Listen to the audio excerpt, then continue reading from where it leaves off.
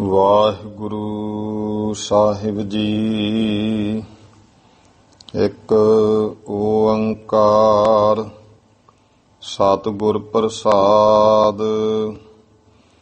ਸ੍ਰੀ ਨਾਨਕ ਅੰਗਦ ਗੁਰੂ ਅਮਰਦਾਸ ਪਦ ਬੰਦ। ਰਾਮਦਾਸ ਅਰਜਨ ਗੁਰੂ ਬਾਰ ਸ੍ਰੀ ਹਰਗੋਬਿੰਦ। ਹਰੀ ਰਾਏ ਹਰ ਕ੍ਰਿਸ਼ਨ ਗੁਰ ਤੇਗ ਬਹਾਦਰ ਚੰਦ। ਦਸਵੇਂ ਗੋਬਿੰਦ ਸਿੰਘ ਗੁਰੂ ਨਮੋ ਚਰਨ ਅਰਬਿੰਦ। ਜਿਸ ਮਹਿ ਅੰਮ੍ਰਿਤ ਗਿਆਨ ਹੈ ਮਾਣਕ ਭਗਤ ਵੈਰਾਗ। ਸ੍ਰੀ ਗੁਰੂ ਗ੍ਰੰਥ ਸਾਹਿਬ ਉद्धਦ ਬੰਦੋਂ ਕਰ ਅਨੁਰਾਗ। ਸ੍ਰੀ ਗੁਰ ਸ਼ਬਦ ਕਮਾਏ ਜਿਨ ਜੀਤੇ ਪੰਚ ਵਿਕਾਰ। ਤਿਨ ਸੰਤਨ ਕੋ ਬੰਦਨਾ ਸਿਰ ਚਰਨਨ ਪਰ ਧਾਰ। ਏਕੰਕਾਰਾ ਸਤਿਗੁਰੂ ਤੇ ਪ੍ਰਸਾਦ ਸਚ ਹੋਏ। ਵਾਹਿਗੁਰੂ ਜੀ ਕੀ ਫਤਿਹ। ਬਿਘਨ ਬਿਨਾਸਨ ਸੋਏ। ਵਾਹਿਗੁਰੂ ਜੀ ਕਾ ਖਾਲਸਾ ਵਾਹਿਗੁਰੂ ਜੀ ਕੀ ਫਤਿਹ। ਗਰੀਬ ਨਵਾਜ ਚਬਰ ਤਖਤ ਦੇ ਮਾਲਕ ਜੁਗੋ ਜੁਗ ਅਟਲ ਦਸਾਂ ਪਾਤਸ਼ਾਹੀਆਂ ਦੀ ਆਤਮਿਕ ਜੋਤ ਧੰਨ ਧੰਨ ਸ੍ਰੀ ਗੁਰੂ ਗ੍ਰੰਥ ਸਾਹਿਬ ਜੀ ਮਹਾਰਾਜ। ਗੁਰੂ ਸਾਹਿਬ ਜੀ ਦੀ ਕਿਰਪਾ ਬਖਸ਼ਿਸ਼ ਹੋਈ ਹੈ ਜੋ ਸਤਿਗੁਰਾਂ ਨੇ ਸ਼ਾਮ ਦੇ ਸਮੇਂ ਦੀਆਂ ਸਤਸੰਗ ਘੜੀਆਂ ਬਖਸ਼ੀਆਂ ਹਨ। ਬਹੁਤ ਹੀ ਸਤਿਕਾਰਯੋਗ ਸ਼੍ਰੀਮਾਨ ਕਵੀ ਸੰਤ ਰੇਣ ਪ੍ਰੇਮ ਸਿੰਘ ਜੀ ਤ੍ਰੇਹਣ ਬੰਸ, ਉਹਨਾਂ ਦੁਆਰਾ ਲਿਖਿਆ ਦਸਾਂ ਪਾਤਸ਼ਾਹੀਆਂ ਦਾ ਇਤਿਹਾਸ ਸ੍ਰੀ ਗੁਰਪੁਰਬ ਪ੍ਰਕਾਸ਼ ਗ੍ਰੰਥ, ਜਿਸ ਦੀ ਲੜੀਵਾਰ ਜੋ ਕਥਾ ਚੱਲ ਰਹੀ ਹੈ, ਸ੍ਰੀ ਗੁਰੂ ਹਰਗੋਬਿੰਦ ਸਾਹਿਬ ਪਾਤਸ਼ਾਹ ਜੀ ਦਾ ਜੀਵਨ ਪ੍ਰਸੰਗ ਚੱਲ ਰਿਹਾ ਹੈ। ਕੱਲ੍ਹ ਆਪਾਂ ਜੋ 16ਵੇਂ ਘਰ ਦਾ ਪ੍ਰਸੰਗ ਥੋੜਾ ਸਰਵਣ ਕੀਤਾ ਹੈ, ਜਿਹਦੇ ਵਿੱਚ ਮਹਾਰਾਜ ਬਖਤੇ ਔਰ ਸਰੋਤੇ ਦੇ 14 ਲੱਛਣ ਦੱਸਦੇ ਆ ਕਿ ਗੁਰੂ ਸਾਹਿਬ ਜੀ ਦੇ ਕੋਲੇ ਭਾਈ ਮਨਸਾ ਜੀ, ਭਾਈ ਤੁਲਸੀਆ ਜੀ, ਤੀਜੇ ਭਾਈ ਤਖਤੂ ਧੀਰ ਜੀ, ਚੌਥੇ ਭਾਈ ਤੀਰਥਾ ਉੱਪਲ ਜੀ। ਇੱਕ ਤੀਰਥਾ ਹੋਰ ਵੀ ਹੈ, ਇਹ ਤੀਰਥਾ ਉੱਪਲ ਸੀ। ਇਉਂ ਚਾਰੇ ਮਿਲ ਕਰਕੇ ਸਤਿਗੁਰਾਂ ਕੋਲ ਆਏ ਹਨ। ਸਤਿਗੁਰਾਂ ਨੂੰ ਨਮਸਕਾਰ ਕੀਤੀ, ਬੇਨਤੀ ਕੀਤੀ ਵੀ ਮਹਾਰਾਜ, ਅਸੀਂ ਜਦੋਂ ਕਥਾ ਸੁਣਦੇ ਹਾਂ ਬਹੁਤ ਸਿੱਖ ਜੋ ਕਥਾ ਵਿਚਾਰ ਸੁਣਾਉਂਦੇ ਨੇ, ਪਰ ਬਹੁਤਾ ਮਨ ਦੀ ਕਈਆਂ ਤੋਂ ਸ਼ਾਂਤੀ ਨਹੀਂ ਆਉਂਦੀ।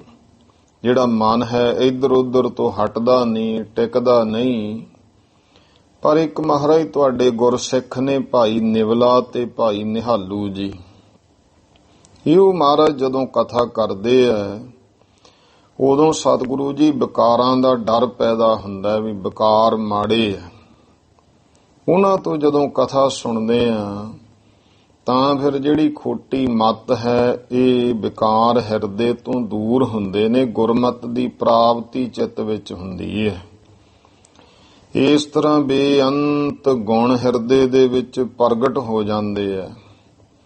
ਵੀ ਮਹਾਰਾਜ ਐਸਾ ਕਿਉਂ ਹੈ, ਕਥਾ ਸਾਰੇ ਸੁਣਾਉਂਦੇ ਐ, ਪਰ ਇਹ ਭਾਈ ਨਿਵਲਾ ਤੇ ਭਾਈ ਨਿਹਾਲੂ ਦੀ ਕਥਾ ਸੁਣ ਕੇ ਐਸਾ ਕਿਉਂ ਹੁੰਦਾ ਹੈ।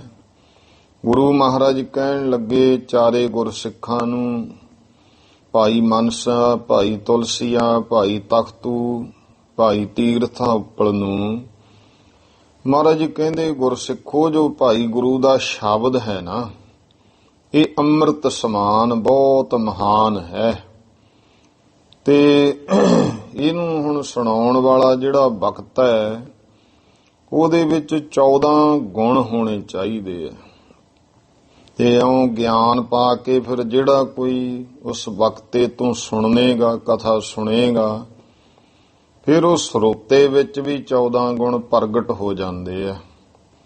ਇਸ ਤਰ੍ਹਾਂ ਗਿਆਨ ਦੀ ਪ੍ਰਾਪਤੀ ਪਾਉਂਦਾ ਹੈ। ਤੇ ਜਿਹੜਾ ਜੇ ਦੋਨਾਂ ਵਿੱਚੋਂ ਗੁਣ ਹੋਣੇ ਚਾਹੀਦੇ ਆ, ਮਹਾਰਾਜ ਕਹਿੰਦੇ ਜੋ ਗੁਣ ਹੋਏ ਨਾ ਦੋਨੋਂ ਮਾਹੀ, ਜੇ ਦੋਨਾਂ ਵਿੱਚ ਗੁਣ ਨਾ ਹੋਣ, ਤੂਰਨ ਗਿਆਨ ਸੋ ਪ੍ਰਾਪਤ ਨਾਹੀ, ਤੁਰੰਤ ਜਿਹੜਾ ਗਿਆਨ ਉਹ ਪ੍ਰਾਪਤ ਨਹੀਂ ਹੁੰਦਾ।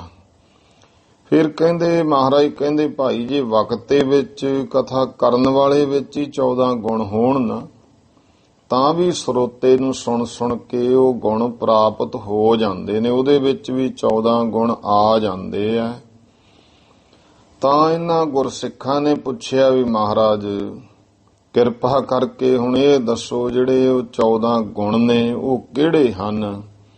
ਕਿਰਪਾ ਕਰੋ ਸੇਵਕ ਨਿਜ ਜਾਨ, ਭਿੰਨ ਭਿੰਨ ਅਬ ਕਰੋ ਬਖਾਨ, ਤਬ ਸ੍ਰੀ ਹਰਿ ਗੋਬਿੰਦ ਸੁਨਾਏ, ਸੁਨਹੁ ਸਿੱਖ ਧਾਰੋ ਸਮੁਦਾਏ।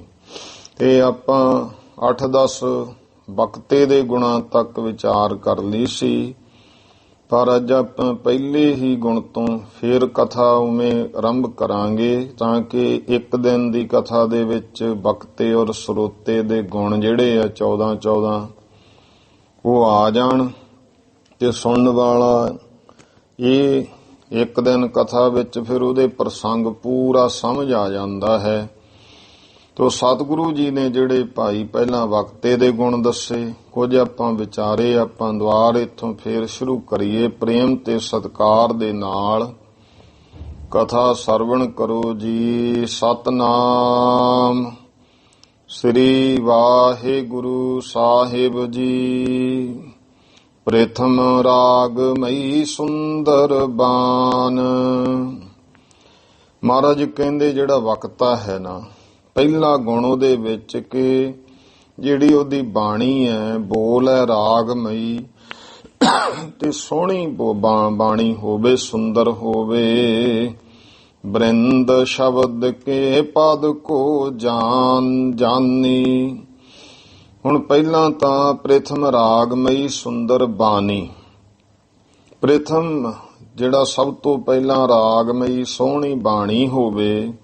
ਬ੍ਰਿੰਦ ਸ਼ਬਦ ਕੇ ਪਦ ਕੋ ਜਾਨੀ, ਫਿਰ ਉਹ ਸਾਰੇ ਸ਼ਬਦਾਂ ਦੇ ਪਦ ਅਰਥ ਨੂੰ ਜਾਣਦਾ ਹੋਵੇ। ਜਿਵੇਂ ਪਦ ਨੇ ਜਿਹੜੇ, ਉਹਨਾਂ ਦੇ ਅਰਥ ਕੀ ਹੈ, ਕਿੱਥੇ ਕਿਹੜਾ ਅਰਥ ਬਣਦਾ। ਕੱਲ ਵੀ ਵਿਚਾਰਿਆ ਸੀ, ਪਤ ਸ਼ਬਦ ਆ ਗਿਆ, ਇਹ ਪਤੀ ਦੇ ਪ੍ਰਤੀਕ ਵਜੋਂ ਆਇਆ ਕਿ ਪਤ ਦਰਖਤ ਦੇ ਪੱਤੇ ਹੈ, ਕਿ ਪਤ ਇੱਜ਼ਤ ਹੈ।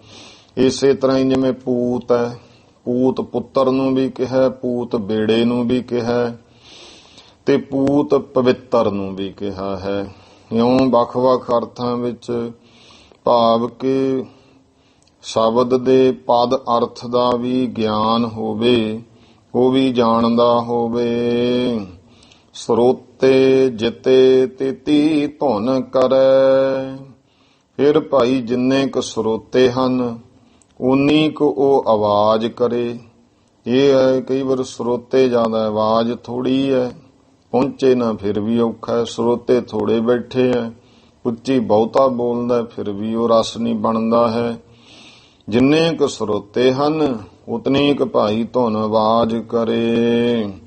ਛੰਦ ਧਾਰਨਾ ਜਿਮ ਤਿਮ ਪਰੈ। ਪਰੈ ਦਾ ਅਰਥ ਹੈ ਪੜ੍ਹਨਾ ਇੱਥੇ, ਕਿ ਜਿਸ ਤਰ੍ਹਾਂ ਦੀ ਛੰਦਾਬੰਦੀ ਹੈ ਨਾ, ਉਸੇ ਤਰ੍ਹਾਂ ਪੜ੍ਹੇ। ਜਿਵੇਂ ਕੋਈ ਸਵਈਆ ਆ ਗਿਆ, ਉਹਨੂੰ ਉਸ ਢੰਗ ਨਾਲ, ਕਵਿਤ ਆ ਗਿਆ, ਕੋਸ਼ਿਸ਼ ਤੇ ਕਰੇ ਉਸ ਢੰਗ ਨਾਲ ਪੜ੍ਹਨ ਦੀ, ਚੌਪਈ ਆ ਗਈ ਉਵੇਂ, ਦੋਹਰਾ ਆ ਗਿਆ ਉਸ ਤਰ੍ਹਾਂ, ਸੋਰਠਾ ਆ ਗਿਆ ਉਵੇਂ। ਭਾਰ ਛੰਦਾਬੰਦੀ ਦੇ ਮੁਤਾਬਕ ਜਿਵੇਂ ਜਾਪ ਸਾਹਿਬ ਦੇ ਵਿੱਚ ਹੈ 10 ਤਰ੍ਹਾਂ ਦੀ ਛੰਦਾਬੰਦੀ ਮਹਾਰਾਜ ਨੇ ਜਾਪ ਸਾਹਿਬ ਵਿੱਚ ਕੀਤੀ ਕਿ ਭੁਜੰਗ ਬਰਿਆਤ ਛੰਦ ਦੀ ਚਾਲ ਕੀ ਹੈ, ਚਾਚਰੀ ਦੀ ਕੀ ਹੈ। ਇਸ ਤਰ੍ਹਾਂ ਵੱਖਰੀ ਵੱਖਰੀ ਛੰਦਾਬੰਦੀ, ਉਸੇ ਤਰ੍ਹਾਂ ਹੀ ਸ਼ਬਦ ਨੂੰ ਪੜ੍ਹਨਾ ਚਾਹੀਦਾ ਹੈ। ਦੂਜੇ ਹੋਏ ਬ੍ਰਿਤ ਅਦਕ ਪ੍ਰਕਾਸ਼ੀ, ਦੂਜਾ ਜਿਹੜਾ ਬਖਤੇ ਵਿੱਚ ਗੁਣ ਹੋਵੇ ਕਿ ਉਹਦੀ ਬਿਰਤੀ ਬਹੁਤ ਪ੍ਰਕਾਸ਼ਵਾਨ ਹੋਵੇ, ਸੰਕੋਚਮੀ ਦੀ ਬਿਰਤੀ ਦਾ ਨਾ ਹੋਵੇ, ਭਾਵ ਬਿਰਤੀ ਵਿੱਚ ਬਹੁਤਾ ਪ੍ਰਕਾਸ਼ ਹੋਵੇ। ਲਖ ਹੈ ਕਿ ਜਿਸ ਥਲ ਸਰਸ ਪ੍ਰਕਾਸ਼ੀ, ਤੇ ਜਦੋਂ ਉਹ ਇੰਨੀ ਕੁ ਭਾਵ ਉਹਦੀ ਬਿਰਤੀ ਉਦਾਰ ਹੋਣੀ ਚਾਹੀਦੀ ਹੈ, ਪ੍ਰਕਾਸ਼ਵਾਨ ਖੁੱਲੀ ਹੋਣੀ ਚਾਹੀਦੀ ਹੈ। ਜਿਸ ਜਗ੍ਹਾ ਤੇ ਉਹ ਵੇਖੇ ਕਿ ਇੱਥੇ ਹੁਣ ਬਹੁਤਾ ਪ੍ਰਕਾਸ਼ ਕਰਨ ਵਾਲਾ ਹੈ, ਕਿ ਜਿੱਥੇ ਕੋਈ ਗੱਲ ਬਹੁਤੀ ਖੋਲ ਕੇ ਸਮਝਾਉਣ ਵਾਲੀ ਹੈ, ਉੱਥੇ ਉਸ ਢੰਗ ਨਾ ਕਰੇ। ਠਹਿਰੈ ਹੈ ਬ੍ਰਿਤ ਸਰੋਤਾਨ ਉਦਾਰਾ, ਇਹ ਵੇਖਦਾ ਹੋਵੇ, ਉਹਨੂੰ ਇੰਨਾ ਕੁ ਗਿਆਨ ਹੋਵੇ ਸਰੋਤਿਆਂ ਦੀ ਵੀ ਇੱਥੇ ਬਿਰਤੀ ਬਹੁਤੀ ਟਿਕ ਰਹੀ ਹੈ ਇਸ ਗੱਲ ਤੇ, ਤਾਂ ਫਿਰ ਉਹ ਕੋਸ਼ਿਸ਼ ਕਰੇ ਕਿ ਜਿੱਥੇ ਸਰੋਤਿਆਂ ਦੀ ਬਿਰਤੀ ਬਹੁਤੀ ਟਿਕਦੀ ਹੈ ਤਾਹਾਂ ਸੋ ਕਰਹਿ ਅਰਥ ਵਿਸਥਾਰਾ, ਉੱਥੇ ਫਿਰ ਉਹ ਅਰਥ ਦਾ ਵਿਸਥਾਰ ਕਰ ਦੇਵੇ। ਭਾਵ ਜਿੱਥੇ ਕਿ ਆਪਾਂ ਨੂੰ ਲੱਗਦਾ ਹੈ ਉੱਥੇ ਵਿਸਥਾਰ ਕਰ ਦੇਣਾ ਗੱਲ ਦਾ। ਜਿਵੇਂ ਹੁਣ ਆਪਾਂ ਕਥਾ ਇਤਿਹਾਸ ਦੀ ਪੜ੍ਹਦੇ ਹਾਂ ਤੇ ਕਿਤੇ ਕੋਈ ਗੱਲ ਵਿਸਥਾਰ ਵਾਲੀ ਆ ਜਾਂਦੀ ਹੈ, ਉਹ ਵਿਸਥਾਰ ਹੋ ਜਾਂਦਾ ਹੈ। ਕਈ ਵਾਰ ਆਪਾਂ ਦੇਖਦੇ ਹਾਂ ਵੀ 1.5 ਜਾਂ 2 ਘਰਾਂ ਦਾ ਪ੍ਰਸੰਗ ਵੀ ਇੱਕ ਦਿਨ ਵਿੱਚ ਹੋ ਜਾਂਦਾ ਹੈ, ਕਈ ਵਾਰ ਅੱਧੇ ਘਰ ਦਾ ਹੀ ਪ੍ਰਸੰਗ ਹੁੰਦਾ ਹੈ। ਜਿਸ ਤਰ੍ਹਾਂ ਦਾ ਵੀ ਇਉਂ ਹੋਵੇ ਉੱਥੇ ਵਿਸਥਾਰ ਕਰ ਦੇਵੇ। ਜਿਸ ਥਲ ਹੋਵੇ ਬ੍ਰਿਤੀ ਉਦਾਸ, ਜਿੱਥੇ ਵੇਖੇ ਕਿ ਜਿਹੜਾ ਸਰੋਤਾ ਹੈ ਇਹਦੀ ਬਿਰਤੀ ਉਚਾਟ ਜੀ ਹੋ ਰਹੀ ਹੈ, ਉਦਾਸ ਹੋ ਰਹੀ ਹੈ। ਜਿਵੇਂ ਹੁਣ ਆਪਾਂ ਵੇਖਦੇ ਹਾਂ, ਇਤਿਹਾਸ ਪੜ੍ਹਦੇ ਹਾਂ, ਕਵੀ ਰਾਜ ਭਾਈ ਸੰਤੋਖ ਸਿੰਘ ਜੋ ਸ਼ਿੰਗਾਰ ਰਸ ਵਿੱਚ ਜਾਂਦੇ ਆ, ਉਹ ਕਿੰਨਾ ਵਿਸਥਾਰ ਕਰ ਦਿੰਦੇ ਆ, ਸ਼ਿੰਗਾਰ ਰਸ ਭਰਦੇ ਆ ਇਸਤਰੀ ਦੇ ਗੁਣਾਂ ਦਾ ਹੀ।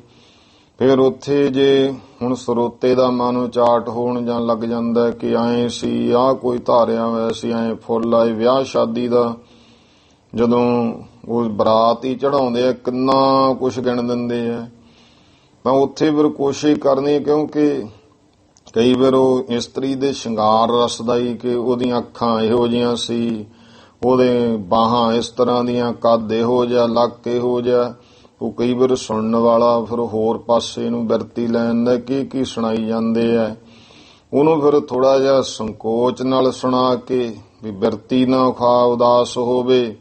ਜਾਂ ਫਿਰ ਭਾਈ ਹਾਸ ਰਸ ਦੀ ਹੈ ਜਾਂ ਸ਼ਿੰਗਾਰ ਰਸ ਦੀ ਗੱਲ ਹੈ, ਇਹ ਵਕਤੇ ਵਿੱਚ ਗੁਣ ਹੁੰਦਾ ਕਿ ਉਹ ਸੁਣਾਉਂਦਾ ਫਿਰ ਇੱਕ ਵਾਰੀ ਸਾਰਾ ਸੁਣਾ ਕੇ ਕਿ ਮਨ ਇਹਨਾਂ ਦਾ ਜਿਹੜਾ ਉਸ ਤਰ੍ਹਾਂ ਨਾ ਹੋਵੇ, ਫਿਰ ਇੱਕਦਮ ਕੋਈ ਬਰਾਗ ਵਾਲੀ ਗੱਲ 'ਚ ਲੈ ਜਾਣਾ ਤੇ ਇੱਕਦਮ ਸਰੋਤੇ ਨੂੰ ਉਸ ਪਾਸਿਓਂ ਕੱਢ ਲੈਂਦਾ ਹੈ। ਇਸ ਤਰ੍ਹਾਂ ਕਈ ਵਾਰ ਉੱਥੇ ਆਪਾਂ ਦੇਖਦੇ ਹਾਂ ਸੰਕੋਚ ਸੰਖੇਪ ਅਰਥ ਵੀ ਕਰਨੇ ਪੈਂਦੇ ਹਨ। ਤੋ ਜਿੱਥੇ ਭਾਈ ਜਿਸ ਥਲ ਹੋਵੇ ਬ੍ਰਿਤੀ ਉਦਾਸ, ਵਕਤੇ ਵਿੱਚ ਗੁਣ ਹੋਣਾ ਚਾਹੀਦਾ। ਜਿਸ ਜਗ੍ਹਾ ਸਰੋਤੇ ਦੀ ਬਿਰਤੀ ਉਦਾਸ ਹੋਵੇ ਤਹ ਸੰਖੇਪ ਹੀ ਕਰੈ ਪ੍ਰਕਾਸ਼, ਉਥੇ ਭਾਈ ਜੋ ਕਥਾ ਦਾ ਪ੍ਰਕਾਸ਼ ਹੈ ਵਿਸਥਾਰ ਨਹੀਂ ਕਰਨਾ, ਉਹਨੂੰ ਸੰਖੇਪ ਕਰ ਦੇਣਾ ਹੈ। ਬ੍ਰਿਤ ਪ੍ਰਿਯ ਕਥਾ ਕਰੇ ਪ੍ਰਸਥਾਵ, ਤੇ ਜਿਹੜੀ ਬਿਰਤੀ ਹੈ ਨਾ ਉਹਦੇ ਵਿੱਚ ਪ੍ਰੇਮ ਹੋਵੇ, ਗੁਰੂ ਦੀ ਕਥਾ ਪ੍ਰਤੀ ਬਿਰਤੀ ਵਿੱਚ ਆਪ ਦਾ ਪ੍ਰੇਮ ਹੋਵੇ। ਇਹ ਨਹੀਂ ਹੈ ਵੀ ਆਪ ਦਾ ਕਥਾ 'ਚ ਪ੍ਰੇਮ ਨਹੀਂ ਹੈ, ਸਿਰਫ ਸੁਣਾਉਣ ਤੱਕ ਮਤਲਬ ਹੈ, ਇਸ ਤਰ੍ਹਾਂ ਦਾ ਨਾ ਹੋਵੇ। ਇਹੋ ਚਤਰਥ ਗੁਣ ਲਖੋ ਸੁਭਾਵ, ਇਹ ਭਾਈ ਮਹਾਰਾਜ ਕਹਿੰਦੇ ਗੁਰਸਿੱਖੋ ਚੌਥਾ ਗੁਣ ਲਖ ਜਾਣ ਲੋ ਬਖਤੇ ਦੇ ਸੁਭਾਵ ਦਾ। ਮਦਰ ਗਿਰਾ ਅਸ ਕਰੈ ਉਚਾਰੀ। ਅੱਗੇ ਕਿਹਾ ਵੀ ਪੰਜਵਾਂ ਇਹ ਹੈ ਕਿ ਮਿੱਠੀ ਬਾਣੀ ਜਿਹੜੀ ਹੈ ਉਹਨੂੰ ਇਸ ਤਰ੍ਹਾਂ ਉਚਾਰਨ ਕਰੇ, ਭਾਵ ਮਿੱਠੀ ਬਾਣੀ ਸਹਿਤ ਉਚਾਰੇ। ਜਿਸ ਤੇ ਸਭ ਕੋ ਲਾਗਸ ਪਿਆਰੀ, ਜਿਹਦੇ ਨਾਲ ਉਹ ਸਾਰਿਆਂ ਨੂੰ ਸੁਣਨ ਵਾਲਿਆਂ ਨੂੰ ਪਿਆਰੀ ਲੱਗੇ। ਪੰਚਮ ਸਾਚ ਬਚਨ ਕੋ ਕਹੈ, ਪੰਜਵਾਂ ਹੈ ਗੁਣ ਕੇ ਬਚਨ ਜਿਹੜੇ ਕਹਿਣੇ ਉਹ ਸੱਚੇ ਕਹਿਣੇ ਚਾਹੀਦੇ ਹਨ। ਕਰਮ ਉਪਾਸ ਗਿਆਨ ਕੋ ਲਹੈ, ਕਿਹੜੇ ਬਚਨ ਸੱਚੇ ਵੀ ਕਰਮ ਉਪਾਸਨਾ ਔਰ ਗਿਆਨ। ਕਿ ਕਰਮ ਕੀ ਹੈ, ਨਿਸ਼ਕਾਮ ਕਰਮ ਕਰਾਂਗੇ ਕਿਵੇਂ, ਫਿਰ ਜਿਹੜੀ ਕਰਮ ਕਰਨ ਦੇ ਨਾਲ ਜਿਹੜਾ ਮਲ ਦੋਖ ਹੈ, ਮੈਲ ਦਾ ਦੋਖ ਹੈ ਇੰਦਰੀਆਂ ਵਿੱਚ, ਉਹਦੀ ਕਿਵੇਂ ਨਿਵਰਤੀ ਹੁੰਦੀ ਹੈ। ਫਿਰ ਉਪਾਸਨਾ, ਕਿ ਉਪਾਸਨਾ ਕਰਨ ਦੇ ਨਾਲ ਜਿਹੜਾ ਵਿਖੇਪ ਦੋਸ਼ ਹੈ, ਅੰਤਿਸ਼ਕਰਨ ਦੀ ਮਲੀਨਤਾ ਹੈ, ਉਹਦੀ ਨਿਵਰਤੀ ਹੁੰਦੀ ਹੈ। ਫਿਰ ਗੁਰਮੁਖੋ ਗਿਆਨ, ਗਿਆਨ ਜਿਹੜਾ ਹੈ ਇਹ ਪੈਦਾ ਹੋਵੇ ਅੰਦਰ, ਇਸ ਤਰ੍ਹਾਂ ਦੇ ਵਿਚਾਰ ਦੇਵੇ ਕਿ ਇਹਦੇ ਨਾਲ ਅਵਰਨ ਦੋਖ, ਅਵਰਨ ਦੋਖ ਦਾ ਭਾਵ ਵਰਨ ਪਰਦੇ ਨੂੰ ਕਹਿੰਦੇ ਆ, ਕਿ ਪਰਦਾ ਪੈ ਜਾਣਾ ਜੀਵ ਔਰ ਈਸ਼ ਦਾ ਵੱਖ-ਵੱਖ ਸਮਝਣਾ, ਕਿ ਜੀਵ ਹੋਰ ਹੈ ਈਸ਼ ਹੋਰ ਹੈ। ਜਿਵੇਂ ਹੁਣ ਪਾਣੀ ਹੈ, ਪਾਣੀ ਆਹ ਦੇਖੋ ਛੱਪੜਾਂ 'ਚ ਖੜਾ ਹੈ, ਇਹਦੇ ਉੱਤੇ ਹਰਿਆਈ ਜੀ ਛਾ ਜਾਂਦੀ ਹੈ, ਫਿਰ ਮੂੰਹ ਨਹੀਂ ਨਾ ਦੀਂਦਾ ਆਪਦਾ, ਤੇ ਉਹਨੂੰ ਪਾਸੇ ਕਰ ਦਿਓ ਆਪਦਾ ਮੁੱਖ ਦਿਸਣ ਲੱਗ ਜਾਂਦਾ ਹੈ। ਇਸੇ ਤਰ੍ਹਾਂ ਜੀਵ ਆਤਮਾ ਹੈ ਤਾਂ ਪਰਮਾਤਮਾ ਦਾ ਹੀ ਸਰੂਪ, ਪਰ ਵਿਚਾਲੇ ਇੱਕ ਅਵਰਨ ਦੋਸ਼ ਆ ਗਿਆ, ਉਹ ਫਿਰ ਆਤਮਾ ਪਰਮਾਤਮਾ ਦਾ ਸਰੂਪ ਦਿਸਦਾ ਨਹੀਂ ਹੈ, ਕਿ ਉਹ ਹੈ ਤਾਂ ਨਿਜ ਰੂਪ ਹੀ, ਪਰ ਨਿਜ ਰੂਪ ਦੀਂਦਾ ਨਹੀਂ, ਕਿਉਂਕਿ ਵਰਨ ਦਾ ਪਰਦਾ ਪਿਆ ਹੋਇਆ, ਉਹਨੂੰ ਵਰਨ ਦੋਸ਼ ਕਹਿੰਦੇ ਆ। ਉਹ ਗੁਰਮੁਖੋ ਗਿਆਨ ਦੇ ਨਾਲ ਦੂਰ ਹੁੰਦਾ ਹੈ। ਇਸ ਕਰਕੇ ਤਿੰਨ ਇਹ ਮੁੱਖ ਕਰਮ ਨੇ, ਕਰਮ, ਉਪਾਸਨਾ ਔਰ ਗਿਆਨ। ਇਹਦੇ ਨਾਲ ਗਿਆਨ ਨਾਲ ਜਿਹੜੀ ਹੈ ਇਹ ਅਵਰਨ ਦੋਸ਼ ਦੀ ਜਿਹੜਾ ਦੂਰ ਹੁੰਦਾ ਹੈ, ਮੈਲ ਦੂਰ ਹੁੰਦੀ ਹੈ, ਜਾਣਦਾ ਹੋਵੇ। ਜਥਾ ਸ਼ਬਦ ਕੋ ਹੋਏ ਸੋ ਵਰਨੈ, ਹੁਣ ਇਹ ਦੇਖੇ ਕਿ ਵੀ ਸ਼ਬਦ ਦੇ ਵਿੱਚ ਕਰਮ ਦੀ ਗੱਲ ਕੀਤੀ ਹੈ, ਕਿ ਉਪਾਸਨਾ ਦੀ ਗੱਲ ਕੀਤੀ ਹੈ, ਕਿ ਗਿਆਨ ਕਾਂਡ ਗੱਲ ਹੈ। ਕਿਹੜੇ ਕਾਂਡ ਦੀ ਗੱਲ ਹੈ? ਜਿਸ ਤਰ੍ਹਾਂ ਦਾ ਸ਼ਬਦ ਵਿੱਚ ਹੋਏ ਉਸ ਤਰ੍ਹਾਂ ਦਾ ਵਰਣਨ ਕਰੇ। ਅਰਥ ਸੁਨਾਵੇ ਕਰ ਕਰ ਨਿਰਨੈ, ਫਿਰ ਜਿਹੜੇ ਅਰਥ ਨੇ ਸ਼ਬਦ ਦੇ ਉਹ ਨਿਰਣਾ ਕਰ ਕਰਕੇ ਸੁਣਾਵੇ। ਨਿਰਣਾ ਕਰਨਾ, ਇਹ ਨਾ ਅਰਥ ਕਰਤਾ ਦੁਬਦਾ ਹੀ ਪਈ ਜਾਵੇ, ਨਹੀਂ, ਉਹਦਾ ਨਿਰਣਾ ਕਰ ਦੇਣਾ ਅਰਥ ਦਾ। ਇਹ ਗੱਲ ਐਨ ਨਿਰਣੇ ਤੇ ਆ ਗਈ, ਸਮਝ ਆ ਜੇ ਸਰੋਤੇ ਦੇ ਮਨ ਵਿੱਚ ਜੋ ਮੈਂ ਅਰਥ ਸੁਣਿਆ ਇਹਦਾ ਅਸਲ ਨਿਰਣਾ ਰਿਜ਼ਲਟ ਹੈ ਕਿ ਇਹ ਮੁੱਖ ਭਾਵ ਕਿਹਾ ਕੀ ਹੈ ਗੁਰੂ ਸਾਹਿਬ ਨੇ। ਹੁਣ ਜਿਵੇਂ ਭਗਤ ਕਬੀਰ ਸਾਹਿਬ ਜੀ ਨੇ ਕਹਿਤਾ, ਕਬੀਰ ਗੂੰਗਾ ਹੁਆ ਬਾਬਰਾ ਬਹਿਰਾ ਹੁਆ ਕਾਨ, ਪਾਵੋ ਤੇ ਪਿੰਗਲ ਭਇਆ ਮਾਰਿਆ ਸਤਿਗੁਰ ਬਾਣ।